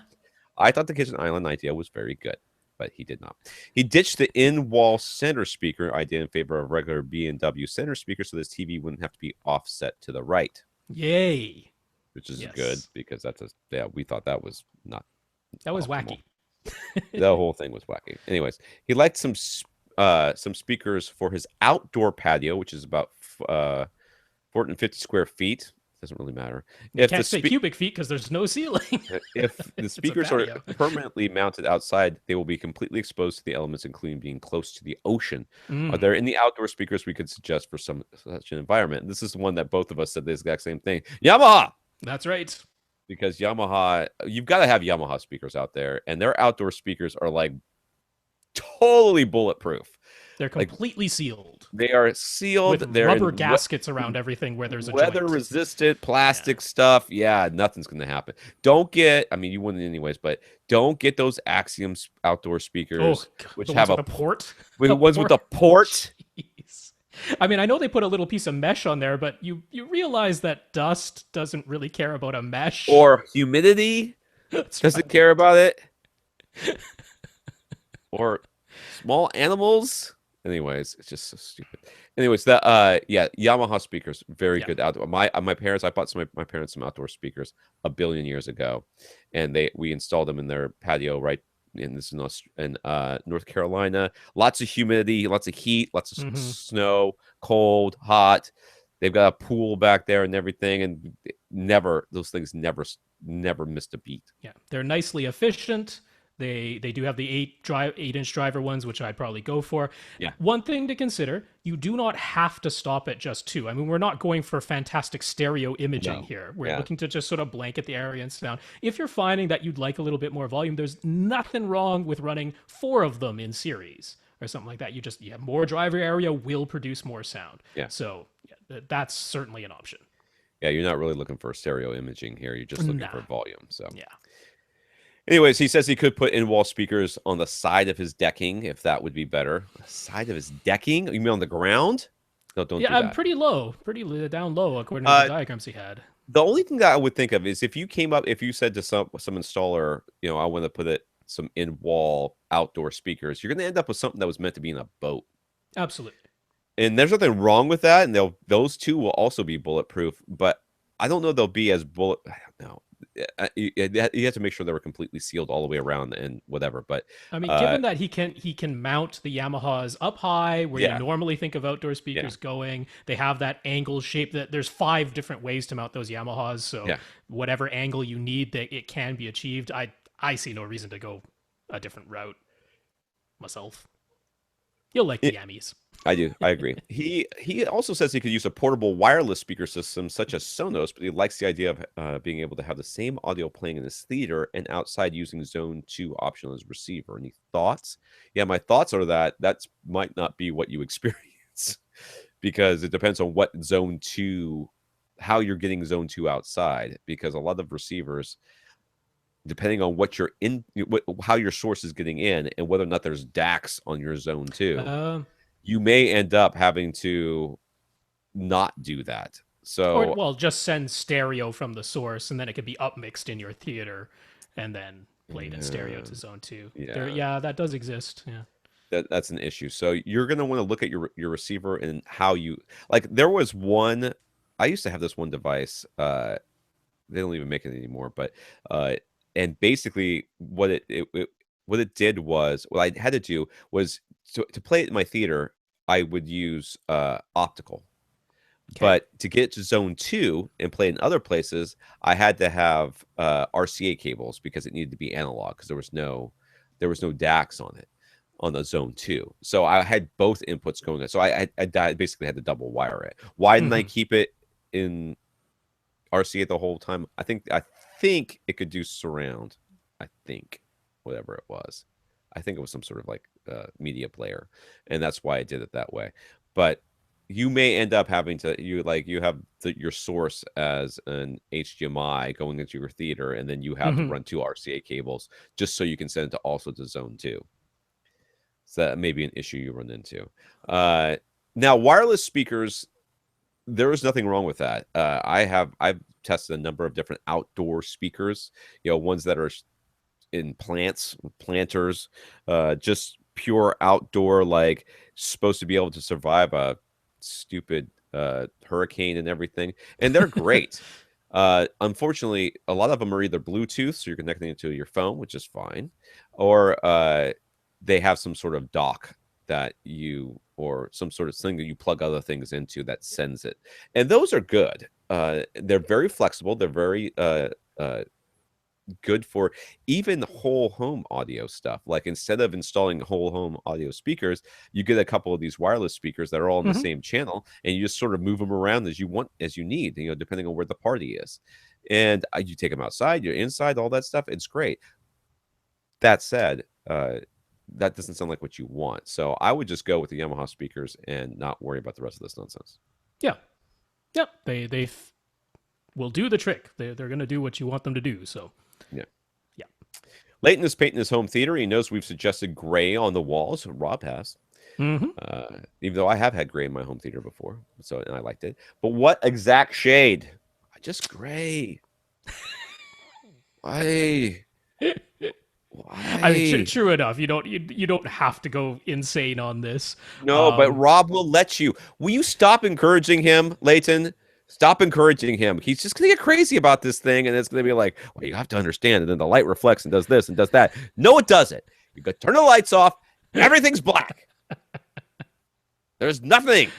My walls are orange. Look at this nonsense. My walls are orange. Guess what? When I turn the lights off, black. I never thought to myself, wow, look at all the orange reflecting on my screen. Never said those words. Never. Thought has never crossed my mind. Yeah. Well, I'll still run down from most expensive and ridiculous to God. most absolutely what you ought to do. There is a company called GTI. They specifically make Munsell gray paint. The perfect neutral gray, no color shift any direction. It's $95 a gallon. Oh, yeah. It's Let's ridiculous. get that one. But Clearly worth the money. it used to be only sold at one place called, what was it, RP Imaging, I think? Yep, RP Imaging. That used to be the only place to get it, but you can get it other places now, including B&H Photo, which is an easy place to purchase things from. Yes, They sell it now, but it's still $95 a gallon. It's ridiculous. So thankfully, over at Home Theater Shack, one guy went nuts. He was actually looking for a neutral gray to paint a screen on the wall. That's why he really wanted no color shift, because he was attempting to paint a screen. That makes more sense. Yeah. However, there's no reason you couldn't paint your walls in this stuff, because he found that Sherwin-Williams, which is a widely distributed brand of paint, Sherwin-Williams has one that's actually called Gray Screen. That's actually what the thing is called. And guess what? It's a neutral gray screen. So Sherwin-Williams, if that's easily available to you, that's pretty easy to pick up one of their standard paints that is just called gray screen. However, the very easy thing to do, and I know Home Depot does this, and you probably have a Home Depot near you, you buy a basic white paint. That's what you just get. If you can get titanium white, so much the better, because titanium white is pure, unbiased colored white. And then you have them pump in pure black tint. However many pumps you want to get it as dark as you want the gray to be. You can try, little sampler ones until you get just the right shade. Keep a record of how many pumps they had to put in to get the exact shade that you want in case you need to buy more later. But there you go. All you're doing is buying white paint and having them put in black tint. That's the easiest way to do it. Yeah. Or buy any gray. gray. Any gray. Pick a gray.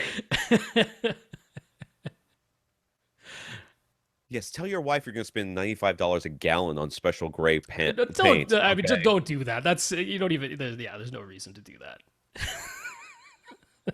I'm just saying it's out there. People want to know sometimes. Gray. Serini, is that what we're going with there? I believe so. Yep. Serini has been using a pair of Jaybird Blue Buds Bluetooth earbuds. It's hard to say. When he goes running.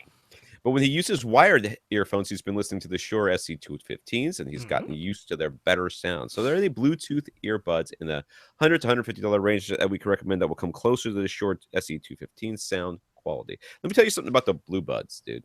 If they're the ones I'm thinking of with the flat cable that goes between them, which is what I think they are. Something. I mean, there's definitely a cable that goes between them. I know, but it's I'm gonna have to look it up. Anyways, Jaybird and a bunch of other companies all kind of came out with the exact same looking headphones, and it was weird because I reviewed one of them a long time ago, and I was like, when I went looking for other headphones to compare it to, I was surprised at how many looked exactly the same. Like Yeah. not just a little bit, but exactly the same as the ones I would just reviewed.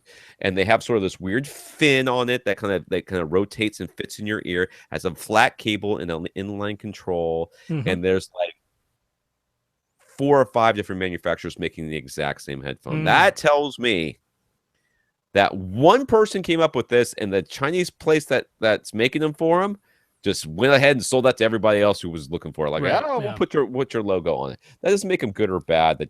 It's just kind of a fact. Okay, or at least that my experience. Attack of the Clones, like so many things. Yes, there is. I wasn't super impressed with those things, if I remember correctly, and whatever. But I haven't been super impressed with a lot of Bluetooth headsets. Yeah, that's the in general part of this The thing. in-ear ones in particular are just like, ugh. And I personally don't have a recommendation for you. I've heard quite a few of them, and I've all thought they all sounded kind of and I think that's because the crowd that they are building these things for tend to be people who are more into working out and just needing something to keep them going, Yeah, which they might just be want some sound. Yeah. they want some sound, but they also want like bass heavy. They want something that's a little bit more I guess engaging or a little crisper, high end, a little a bass Well, I mean, boost, but I mean, that sort of Bluetooth thing. audio in general just doesn't sound as good. Just full stop. So It could, it just doesn't. yeah, Yes, I mean Bluetooth should be able to be CD quality if you've got the adaptX. aptX. Yeah. Yeah, aptX. So I mean, I'll mention that Jaybird basically replaced the Blue Buds with their X2. By all accounts, most people say maybe it sounds a little bit better, but not a tremendously different sound. However, if you already really liked their fit and stuff, those X2s do exist as a update to the Blue Buds that you already have. The only ones, I mean, I don't actually have personal experience with these. I'm basing this off of reviews that I could find and then reading the descriptions and going through all the reviews and stuff like that. There is one called the Me Audio, MEE Audio X7 Plus. Highly rated, actually have a similar form factor to the Mm-hmm. Shure SE250s. Uh-huh. Uh-huh. Um, Now, the thing that I noticed is that they are Bluetooth 4.1 with aptX, There which you the go. Blue Buds lacked. So just the fact that they have aptX is enough for me to say these might sound better. Right. Because that alone is kind of a killer feature. So, like I say, I'm going anecdotally. I'm basing that off of reading reviews and that. However, looking at their design and that, there isn't a red flag telling me, oh, I think everyone who reviewed them highly is a liar. I'm like, no, that looks like a pretty reasonable design. So, might be worth a look. Anyway, they're $100, so within the budget you were looking for. Speaking of liars, I was looking at that HGD, those two things that he linked up, those that amp and Uh huh. the thing, and there was like 20 reviews on each one of them, and not a single con in any Hmm. review. I'm like, Hmm. hmm, I wonder. That's I kind of a wonder. common thing on HTD in general. Yeah. Yeah. Brandon is building an extension to his home from outside due to building restrictions. It will look like a car garage. Right. But inside, he can construct his theater, including plastering the front wall. Plastering. All right. Well, anyways, which looks like a garage door from the outside. So, did Right. we ever say that? Anyways, the outer surface is brick, and then there's a gap for insulation, and there's cinder block wall on the inside. He can drywall over the cinder block if we think that's a good idea. With just cinder block walls, the space is 9.8 feet wide, 21.3 feet long, and the max height can be 11.4 feet. Since he is starting completely from scratch and building this extension to his house, how high should he make the room? Is there an ideal height given his restrictions and other dimensions? Hmm. Well, don't make it the same as anything else or a Right. multiple of anything else. Right. So it is 9.8, and your maximum height right now is 11.4. So you're 9.8 wide. I Now wouldn't he take it. was saying that 11.4 is to the eaves, which I'm not sure if the ceiling is going to be the same height as the eaves. I don't know I imagine exactly. that. So if he built a ceiling, he's going to build a ceiling. He's not going to have it Yes. vaulted, is what he's saying. Correct. Right. So Yeah. yeah, I think 11.4 is just fine. Why don't you just do it right there? Do it as high as you can. Just do it as high as you Um, can. yeah, I mean, given that you're having a quite a narrow room, because 9.8 feet is a pretty narrow room. 21.3 feet long is nice. I mean, In general, the larger the room is in cubic volume, it tends to just give you the sense of being more spacious. It's often nice to have a higher ceiling. Given that you have a 9.8-foot width, don't make it a 9.8-foot height, exactly like Tom Right. said. But, like you don't have to go to the maximum 11.4, but just avoid it being the same as any of the other dimensions. And, so don't make it like, was that 10 10 and a point? half. Yeah. Let's call it 10 and a half. Yeah, 10.5 feet either, because 10.65. then it would be exactly half of the length of the room, right? Yeah. So yeah, those are the only things to avoid. But other than that, I mean, since you can go taller than 8 feet, it probably would be nice to, Yeah. a 9 foot ceiling would probably be nice. 11-foot ceiling. So yeah, it's just if you think about this, you just don't want things to, because the base is going to be bouncing around the room. Mm-hmm. You don't want to give that base the dimensions of the room to be in such a way that it accentuates the base problems even more. And having dimensions that are exactly the same or multiples of each other, like a 20-foot width and a 10-foot height and a 10-foot height, you're just like asking. That's just making things that much harder on I mean, you. one other thing to consider though is what standard building material sizes do you have? Because like a lot of places you can get 10-foot tall drywall, but you can't get 10.5 or 11-foot tall drywall. So if you want to make it easiest to construct this thing, go for a existing drywall height so that you don't have to deal with tiny little pieces that you're cutting off of each one or That is hatching true. in little pieces That's on a each good one. that's a good point too. Just logistically, that's the easier way to go. So he says here that he started his diagram shows where he tends to build a door to go from his lounge, which is what I guess he's now calling this. Oh no, the lounge to his theater. Okay, so where his lounge is? Where is his lounge? Yeah. It's just to the right of the theater in the diagram. Just to the right of the theater. So he's got it at the front, basically. I don't know the top. I'm in this picture. It's the top right corner. Right. On So the right wall. So in the diagram, to describe it to folks, he's building this to the left of his existing house, and what will look like a garage door is on the bottom of the diagram. So with that on the bottom of the diagram, he's suggesting having the door into his existing house in the top right corner of the diagram. Right. Yeah. So he asks, as I go back, does this seem like an appropriate place? Can you go ahead and punch a big hole in his lounge wall? I don't care. That's fine. I mean, no, it's well, really what this comes down to is where do you want your screen to be? Because he's actually asking where should he put his screen. Well, his screen should be on the other short wall. Yeah, it should. Yeah, so make the door wherever the door is going to be. Make that the back of your theater. Yes, and have the front of your theater where your screen is going to be the opposite end of that. So if you want to move the entrance into your lounge down to what on the diagram is the bottom of the diagram, because that looks like the only other place he could potentially put it, meaning that the entryway to the house would be closest to what looks like garage doors on the outside, then you would have the screen on the other side, up at the top of the diagram. So just decide which, because you can make this work either way. So it's up to you. Which way do you want the screen to be, and then put the door on the opposite side. Right. So he asks, how should he deal with soundproofing? He isn't all that concerned with his own house. It's fine if the lounge can hear the theater and there won't be anything above the theater. He's mostly worried about the neighbors whose house is about 25 feet away. You have cinder block with insulation with brick. And I'm not worried about your neighbors. Good. I think you're very good already. Don't open a window and you'll be fine. Yeah, don't actually have garage doors and have the garage door open. Don't do that.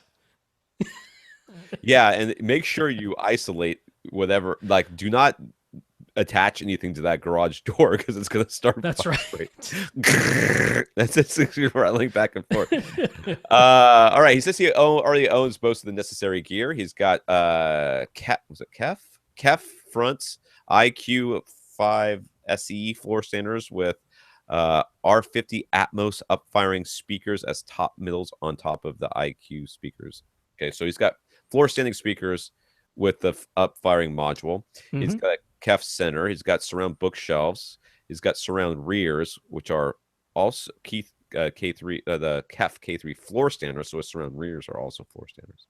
He's got two REL subwoofers. They're two different ones, but whatever. And he's got a Pioneer receiver with Atmos and the Marantz Blu-ray player. Mm-hmm. How do we feel about him using this equipment in this space? Anything jump out as something he should place further away? Yeah, you should dump those up-firing Atmos things and get some in-ceiling Aww. speakers. Oh, come on! He's building a home theater. That's He true. doesn't have any drywall up there yet. You put some in-ceiling speakers in there. Okay. Give me a break. I'm just those things were expensive. So get your money back by selling them to somebody else. Right. I didn't say throw them in the garbage. I said get rid of them, sell them, use that money to buy some in-ceiling speakers. I concur. You can probably get 4 in-ceiling speakers for I the would price of think those so. because those R50s ain't cheap. Yeah. Yeah, I mean, if you like your KEF speakers, I got zero qualms with them. I'm a fan of the KEF speakers, so there's nothing there. I mean, it's fine using floor standards as your surround backs, or if you wanted to use them as your surrounds, that's not a problem. You end up with per more se. than one row of seats, though. You're gonna have to put them on some sort of platform. Yeah, you might have to elevate them in some way. But no, I mean, all the equipment there looks fine. Obviously, your SCLX89 receiver from Pioneer, that one does not have DTSX. So at some point, you might want to upgrade that. But it does have Atmos, so you're good to go for now. You can use the Dolby Surround Up mixer. So. Yeah. I don't know about those REL subwoofers. If you're happy with them, I don't know anything. There's a Quake and an R505. Right. So I don't know what 505. I mean, this is a pretty small room, even if he goes with the larger ceiling height. So, yeah, no, there's nothing there that jumps out at me as something you must replace right away. Not at all. All right. So, anyways, he says he wants a good projector and a screen, but he can't afford a 4K model just yet, along with everybody else in the world. He is in Belfast, Northern Ireland, which means he's got a cool accent. Yes. Can't understand a word he says. So, actually, I have. Anyways, I don't want to get into that. So, availability and prices might be different. That said, would a Panasonic projector be a good choice? Could you be less specific? Which Panasonic projector are you exactly looking at? I'm assuming what we know in North America as the PTAE 8000. It might have a different model number over there because sometimes they do. They often do. Yeah. But if you search for PTAE 8000 from Panasonic, that will certainly come up in Google, and then you will be able to find out what is Northern Ireland part of the UK? Is that correct? I don't know. I always get a little mixed up exactly which ones are. I don't even pretend to do geography. That's regardless. I mean, that would be a perfectly fine choice because it's basically equivalent to like from 3 or 4 years ago, Epson's model in the UB series that they have. Now, I would guess that Sony is probably available because Sony is pretty widely available over most of the world. I would think Epson and Epson would be available too. They're everywhere. Yeah. So, the 5030 and from Epson and the HW40 from Sony, those are two that we really, really like. We've talked about them last week. They're very comparable. They are, like, both of them are a couple of years newer than that Panasonic, because Panasonic hasn't updated their projectors in at least 4 years now. It's been a long time. Yep. Wow, I must have seen them the last time they put out new projectors because I was at a CES when they were putting out new projectors. So I mean, it's small differences, but a little bit better performance available for in the States at least. It's about $2,000 for either the 5030 or the Sony HW40. So those are sort of the two really high value, really good performers that are out there right now. I'm guessing they're probably available to you. But you know what? If you're most comfortable with the Panasonic, it is certainly a good choice. It's not a bad projector at all. It's a very good projector. He asks, what size screen should he go for if he'd like to be able to have an image, the image expand to an IMAX-like experience? Mm-hmm. And what wall should he put it on? Well, we already discussed the wall you should put on that bottom wall if you're going to have the door at the top of the room. Based on your drawing. Yeah. And it sounded like, it looks like a garage door from the outside, but it's not actually a garage door. Inside, he can still like drywall over. You're going to have to drywall over. You have to build a fake wall right there not attach it to that garage door because seriously, it's going to vibrate. I would build a false wall, a false wall and have that entire front of that room be a screen. Yes. And put your speakers behind it. I know you might like looking at your speakers, but you're going to have to kiss them goodbye because they're going to be behind the screen. Now, I was working things out. I said, okay, let's say that we're starting at the very back wall. Let's start there. Okay. Okay. Now, let's leave 3 feet of space along that back wall.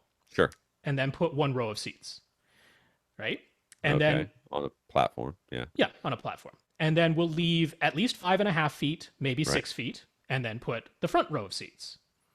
That should leave him about 12 feet. Okay. Okay. It doesn't put him in the middle of the room. Nope, because it's 21 feet long, so 12 feet is greater than half the distance, right? So he's got about 21 feet. We're subtracting 3, then we're subtracting 6, and so he's got about 12 feet in front of him. Now, with a 12-foot viewing distance, if you would have put the screen right on the front wall, and you were going for, we've been talking about like, if you're doing CinemaScope, how it's nice to have like a 45-degree field of view. And then if you keep the 45-degree field of view, but you make it 16 by 9, that gives you an IMAX-like experience. From 12 feet away, that's a 135-inch screen, which is certainly a standard screen size. Sure. It would basically cover your whole front wall. But the problem is, if you put it right on that front wall, you have essentially no space on either side, because this is a narrow room, no space on either side of the screen for speakers if you went with 135 inches as your screen size. So you kind of need to go smaller. And so I really like Tom's idea of constructing a false wall so that you have, say, 2 feet, right, behind the screen. So from the actual physical front wall to where the screen is, you have 2 feet. That gives you now a 10-foot viewing distance, right? And now you can go with a smaller acoustically transparent screen, and that'll work out really nicely. That's my opinion on it anyway. Yeah, I agree. I don't know if 2 feet's enough room though. I don't know how deep his speakers are, but if they're rear ported, he might be. I want to pull him off the wall a little bit more than that. You can also take that entire wall right there, whatever is back there, and just stuff it full of raw insulation. Just staple it up there, glue it or whatever, because it doesn't have to be pretty because it's behind the screen anyways. So you might have that option as well, just to help deaden whatever room gain you might be getting from a port blowing right into the back wall. I don't know about those caps. They might be front ported. I think they are. But off the top of my head, I think they are. What you can do is if you decide that you're basically aiming for a 45-degree field of view, so 22.5 degrees to your left, 22.5 degrees to your right, you can then always work out, given your seating distance to the screen, exactly what that screen size will be. But if you go for like, a slightly over 2 foot gap between the physical front wall and the screen, you go for like a 110-inch screen, right? And that'll still give you the same viewing angle, and then it'll give you some space. Row, right? That's for the front row, yeah. Right. And if you go and sit in the back row, then you have like a 31, 32-degree field of view. Which is great if you want to watch some HD TV and you think 45 degrees is a bit too big for that. You don't have to change the projector or the screen. You just go sit in your own back row. So to me, all of those work out quite nicely. You're sitting basically 3/5 of the way into the theater, like we talked about last week, which is just fine. You don't have to be 2/3. 3/5 is just fine. And then, if you had it right on the front wall, 135, but then you have no space for your speakers. So it makes sense to do the false wall or a retractable screen that comes down. That could work too. Yeah, but it still have to be acoustically transparent. Yes. How many rows of seats should you install? We already said 2. Yeah. There's a chimney on the outside of his lounge that will protrude into his new theater a bit. Any ideas on how to deal with that? Don't make eye contact, dude. Just don't make eye contact. Just drywall over it. Don't ignore it. You have a protrusion into your room. I will say where the chimney appears in his diagram, and I don't know if that diagram is perfectly to scale or not. Well, I'm sure it's not. It's hand drawn. It looks hand drawn. But if the diagram is fairly accurate and where the chimney is placed is actually closer to the bottom of the diagram, closer to where those garage door looking things will be, that might be an argument for having the screen on the opposite wall from the garage door and having the entrance from the lounge into the theater being close to the garage door, because it might make more sense to have the protrusion towards the back of the theater versus the front of the theater. But not everything we said still holds. All you've done is you just move your doorway to the bottom of that drawing and then fit the screen on the other side, which we don't know is entirely possible. Which, by the way, I don't know if he's going to want to do that, because I think that bottom part is going to be drywalled over and the door is never going to be used. But the top part has got a door in it, which looks like it goes outside, which means he may want to keep that door for actual use. In which case, you'd be going retractable screen, not false wall. Yes. Yeah. But still. Those are the ways to come at it, Brendan. I think. One thing we didn't mention, which I think we should, is that I think you should drywall over your cinder blocks. Yeah, in just that furring area. strips and drywall. Yeah. Yeah, so we're not looking for a whole lot of drywall or a lot of space between the drywall and the wall. Just a little furring stretch would be, half an inch or whatever it is, and just enough for you to run cables down and stuff like that, Mm-hmm. and get your wire runs done, and then you can paint it, make it look nice, and all that. So yeah, I think we're gonna finish. David is our last I'd love to person. hit David M. Yeah, There's two Davids. There's there are David's two. today. There's David M. and then there's David, whose And last then, name I don't know. oh, we gotta hit Josh real quick. Josh Pollard. Oh, okay. We gotta do Can this we real not quick. hit David M's? I think his is pretty easy. Which one's David M? He's How the next far? one at number Yeah, 15. but he's got like multiple. No, wait. Oh, Yeah, we he can does got we can C's. There's a do C, a D. it. But There's it's A, B, quick. C, D. We There's could have A, B, answered C, it, D. but we've been answering. We could have answered it by the time we've been arguing. I can't read it that fast. His basement room that is used as theater and his playroom. He currently has one rhythmic L22 subwoofer in the right front corner. He'd like to put a second subwoofer in the left rear corner. However, there's a 39-inch tall table near the rear left corner that cannot be moved. Can you put it underneath the table? Then do that. No, there's space to the left of that table. You can Well, put there it you in go. the Put it rear there. left corner. Yeah. Yeah. There is still room to the left of that table large enough for the subwoofer, but the table would block the line of sight. You know what doesn't have eyes? Subwoofers. Line of sight from the sub to the seats. If the sub is facing the front wall, there's an alcove in the front left corner of the room. It doesn't care if you put baby in the corner. Doesn't care about that. So David is concerned with how the sound waves might bounce around this particular space. It's going to bounce around just the way it would do if you put it in the other side of the room. It's fine. You could put it Yeah, right the there. sound waves are very long. They will wrap around that table as though it did not exist. It's fine. We've been talking about line of sight to your surround and surround back speakers. Those have tweeters. Those are playing up to 20 kilohertz. Those are very, very short wavelengths that do care about line of sight. But your subwoofer absolutely does not care. So I'm guessing that's where his idea of line of sight came from. But in subwoofers, it totally doesn't matter. You're dealing with wavelengths that are like 33 to 55 feet long. They will wrap around that table without, like, it wasn't even there. All right, here's measurement Mike from Cross Spectrum Labs. Yay. And Yeah. our REW, Room Q Wizard was REW stands for. Should he be more concerned with looking at the frequency response or the waterfall graphs? Frequency response. Yeah, For for subs. sure. For subs, for sure.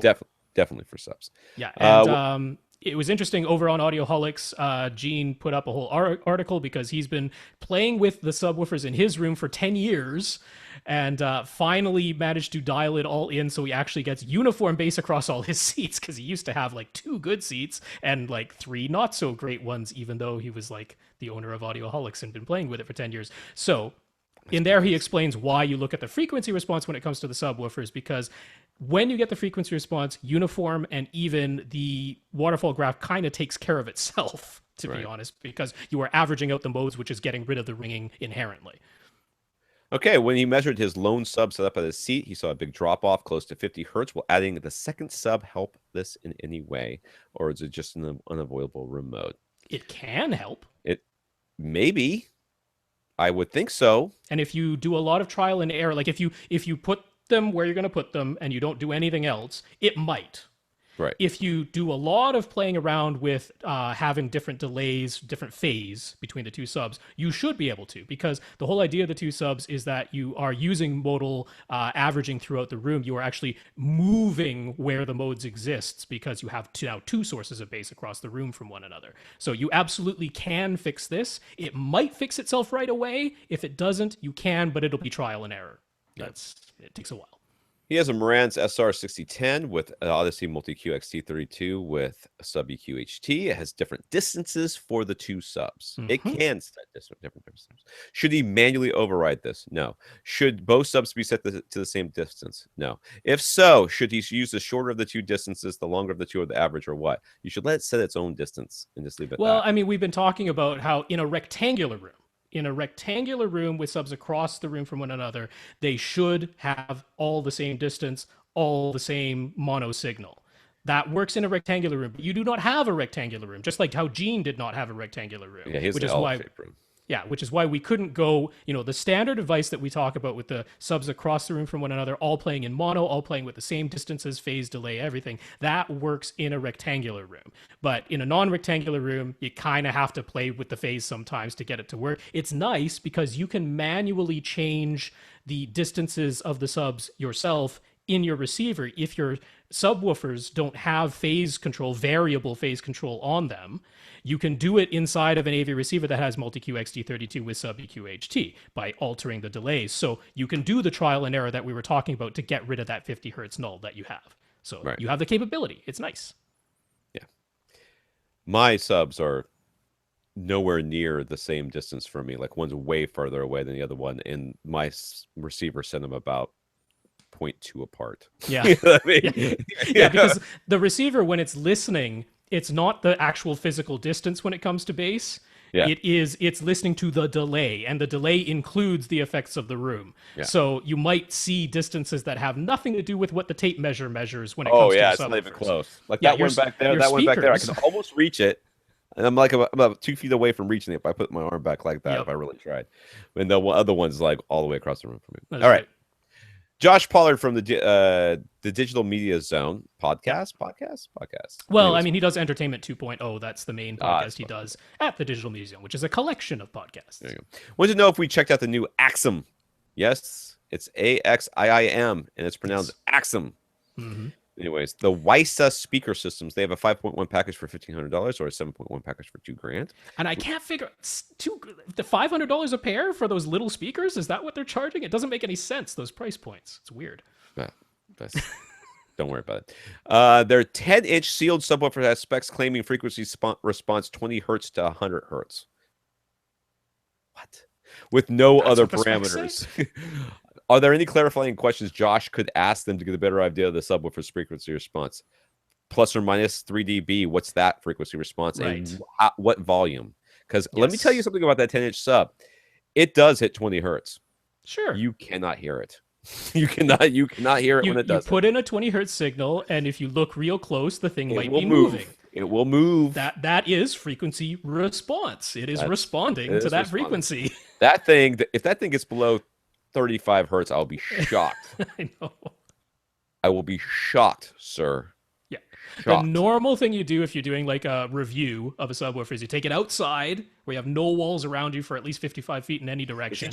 He's doing an interview though, right? Is that what this is? Is an interview? Yeah, I think he actually has them in for a review, but what's available to him is the website specs. So I mean, if you're doing a full measurement review, that's where you take it outside. You put the microphone on the ground 2 meters away from the sub. You'd send it like an 80 hertz sine wave and get it to read 85 dB, and then you'd play a sweep. And you'd see if that sweep is a flat line, which is what it should be from 20 hertz on up. But I guarantee this sub would not be a flat line from 20 hertz on up at 85 decibels with the mic 2 meters away. There's no way, no chance. So yeah, it's gonna look. What the minus 3 dB point is. Oh, they're not going to be able to tell you that. They'll probably tell them 20 hertz. And they're going to be lying. The receiver's unit mentions having a 10-band graphic equalizer, volume and distance calibration per speaker. Okay. And they've told him they are working on using their smartphone app to take measurements and automatically apply correction. Would this count as room correction? Now, I don't think that they meant a correction. I think what they meant is distance being able to set up the volume and the distance. Well, it's got the 10-band graphic EQ, so that would be automated EQ. That's right? Only if they actually did anything with that. I have a feeling that they're not, though, right? Are they actually doing something with it, or is that not currently? It's something they're working on because they have an app that you download on your smartphone to help you set up the whole WISA speaker system, right? And they're saying what we could do is like. So over at ELAC, right? Andrew Jones, the debut subwoofers, they have that thing where they have an app to set up their subwoofers. You use the microphone that's built into your smartphone. You put it right up close to your speaker and it plays certain tones. And that calibrates, quote unquote, the microphone in your smartphone. Then you go and sit in your seat and it plays the same tones again, now with the microphone in your seat instead of right up close to the speaker. And it says, okay, what do I need to do with my 10 bands of graphic EQ to try and create linear response? So that's something that it should be technically possible. If they're saying they're working on it, they probably thought I had to at least build that in. But you're dealing with a 10-band graphic EQ. It's not a parametric equalizer. It's got fixed frequencies at which you can either boost or cut. That's all there is. Fixed frequencies where you can boost or cut. Technology that, other than the using your smartphone to do it and a little bit of automation, this is technology that's like 50 years old. Sure. Graphic equalizers are the same little smiley little dial things that you used to Yeah. get on your Kenwood speakers, Kenwood systems, all in one inside a glass box thingy with a turntable on top, and then a double cassette deck, and Yeah, then that's right. I mean, this is the same thing, Yeah. Josh. So this is at best, even if they implemented it as best they could, it would still be very crude room correction, and that's It's not room correction, it is automated EQ. yeah. It's speaker EQ. It's being automated if they actually introduce this thing in their smartphone app. And that's fine. I mean, it's better than nothing. Maybe. Not really, actually, because it's only There one is spot absolutely in no your reason that they room. can tell me that thing that you go from 1,500 to $2,000, you get two more speakers out of the dang I thing. know. That doesn't make any sense. Honestly, if And that thing could that the 10 band graphic EQ could easily do more harm than good. That's very possible. that's almost certainly probable. So yeah, if this is an interview, if this is a review you're doing, uh, my suggestion is just not even worry about taking that thing outside. Just get it in room, play some sweeps, and play Yes. some 20 to 20 sweeps, and you can get those from what's the name of that website? Audiocheck.net. Get some 20 hertz to 20 hertz sweeps that go pretty slow, so that Mm-hmm. you can really listen to them change over time. It's going to be painful at the top, and you're not going to be able to hear anything at the bottom, because that's Yeah. just the way it's going to be. But what you're looking for is even frequency response across the entire range. One speaker at a time with a sub, that sort of thing, if you can do that, or all of them. Really, at this point, I would do all of them, just see what they Yeah. see what they sound like. But But yeah, this is all of these speakers are sealed design. They're all 4-inch drivers. They're small. They're only 5 inches deep. So I mean, this is a system that's built for looks and convenience, and that's fine. There's a huge market that's after looks and convenience. You have to plug every single one of these speakers into a wall outlet, but other than that, you don't have to connect any speaker wires, and but it has the whole WISA $1,000 thing. of the $1,500 you spent on the 5.1 package is going for WISA, as far as I can Oh tell. yeah, The $500, the rest of the $500 is I don't understand why the 2 extra speakers cost 500. It doesn't. The math doesn't add up. you should get another subwoofer out of that. Yeah. Yeah, yeah. If it jumped to 7.2, that would make That more would make sense. sense. But yeah. And there's no way that thing plays lower than 35 hertz. I just don't believe it. All right. We have an extra David that we skipped in here someplace, Yes. and the Justin that we need to address for next year. Next. Wow. That is a wait. Yes. Hold on to Next your week, hats, guys. Next boys. week. All right. I'm going to thank Carl, Thomas, Adriana, and Robert for their donations. Yes. Thank you so much, gentlemen. Really And nice. Carl and Richard for mentioning us to SVS yet again. Keep it coming, Yeah. guys. If you want to ask us a question, please email Rob at avrant.com, Tom at avrant.com, a question at avrant.com for our producer, Austin, who will put it on the question list. Mm-hmm. You can go to www.avrant.com and leave us a comment or leave us a donation, which would be very much appreciated. We're going to use a little bit of that money to get me a better light. I've asked Tom Gage, Andrew Gash. Wow, that was way off. I know. I don't know why I keep doing that. But Andrew Gash to suggest some lights that I can put in here. That's not, because I'm sweating right now. Mm. And he's like, "Oh, I got some ideas for some LED things that you can get Yeah. that aren't too expensive." So we're gonna get something so that I don't look too bad. At least so you guys can see me. I don't look like I'm hovering in a pool of inky blackness. You can go to facebook.com/avrant podcast. Leave us a comment there. On Twitter at First Reflect for Rob, at avrant_Tom for me, and at Austin Pond for our producer, Austin. Austin has his own podcast as We Watch Movies. It is a podcast that's all about how to use Skype. Oh, okay. That just ended. That's I it. thought there was more to it. Nope. It's just how to use it. It's a How to how use to Skype podcast. Hey, every time I open Skype, since I don't open it that often, there's always an update. So, Speaking of which, I really want to go over it with everybody today, how to get to the podcast and how to listen to show up afterwards to the after party. oh, But right, we've left it a little late. we have done that. The But show. on top of that, Google changed it again, and I couldn't invite the listeners, just my listeners thing, to the Hangout online. Yeah, yeah.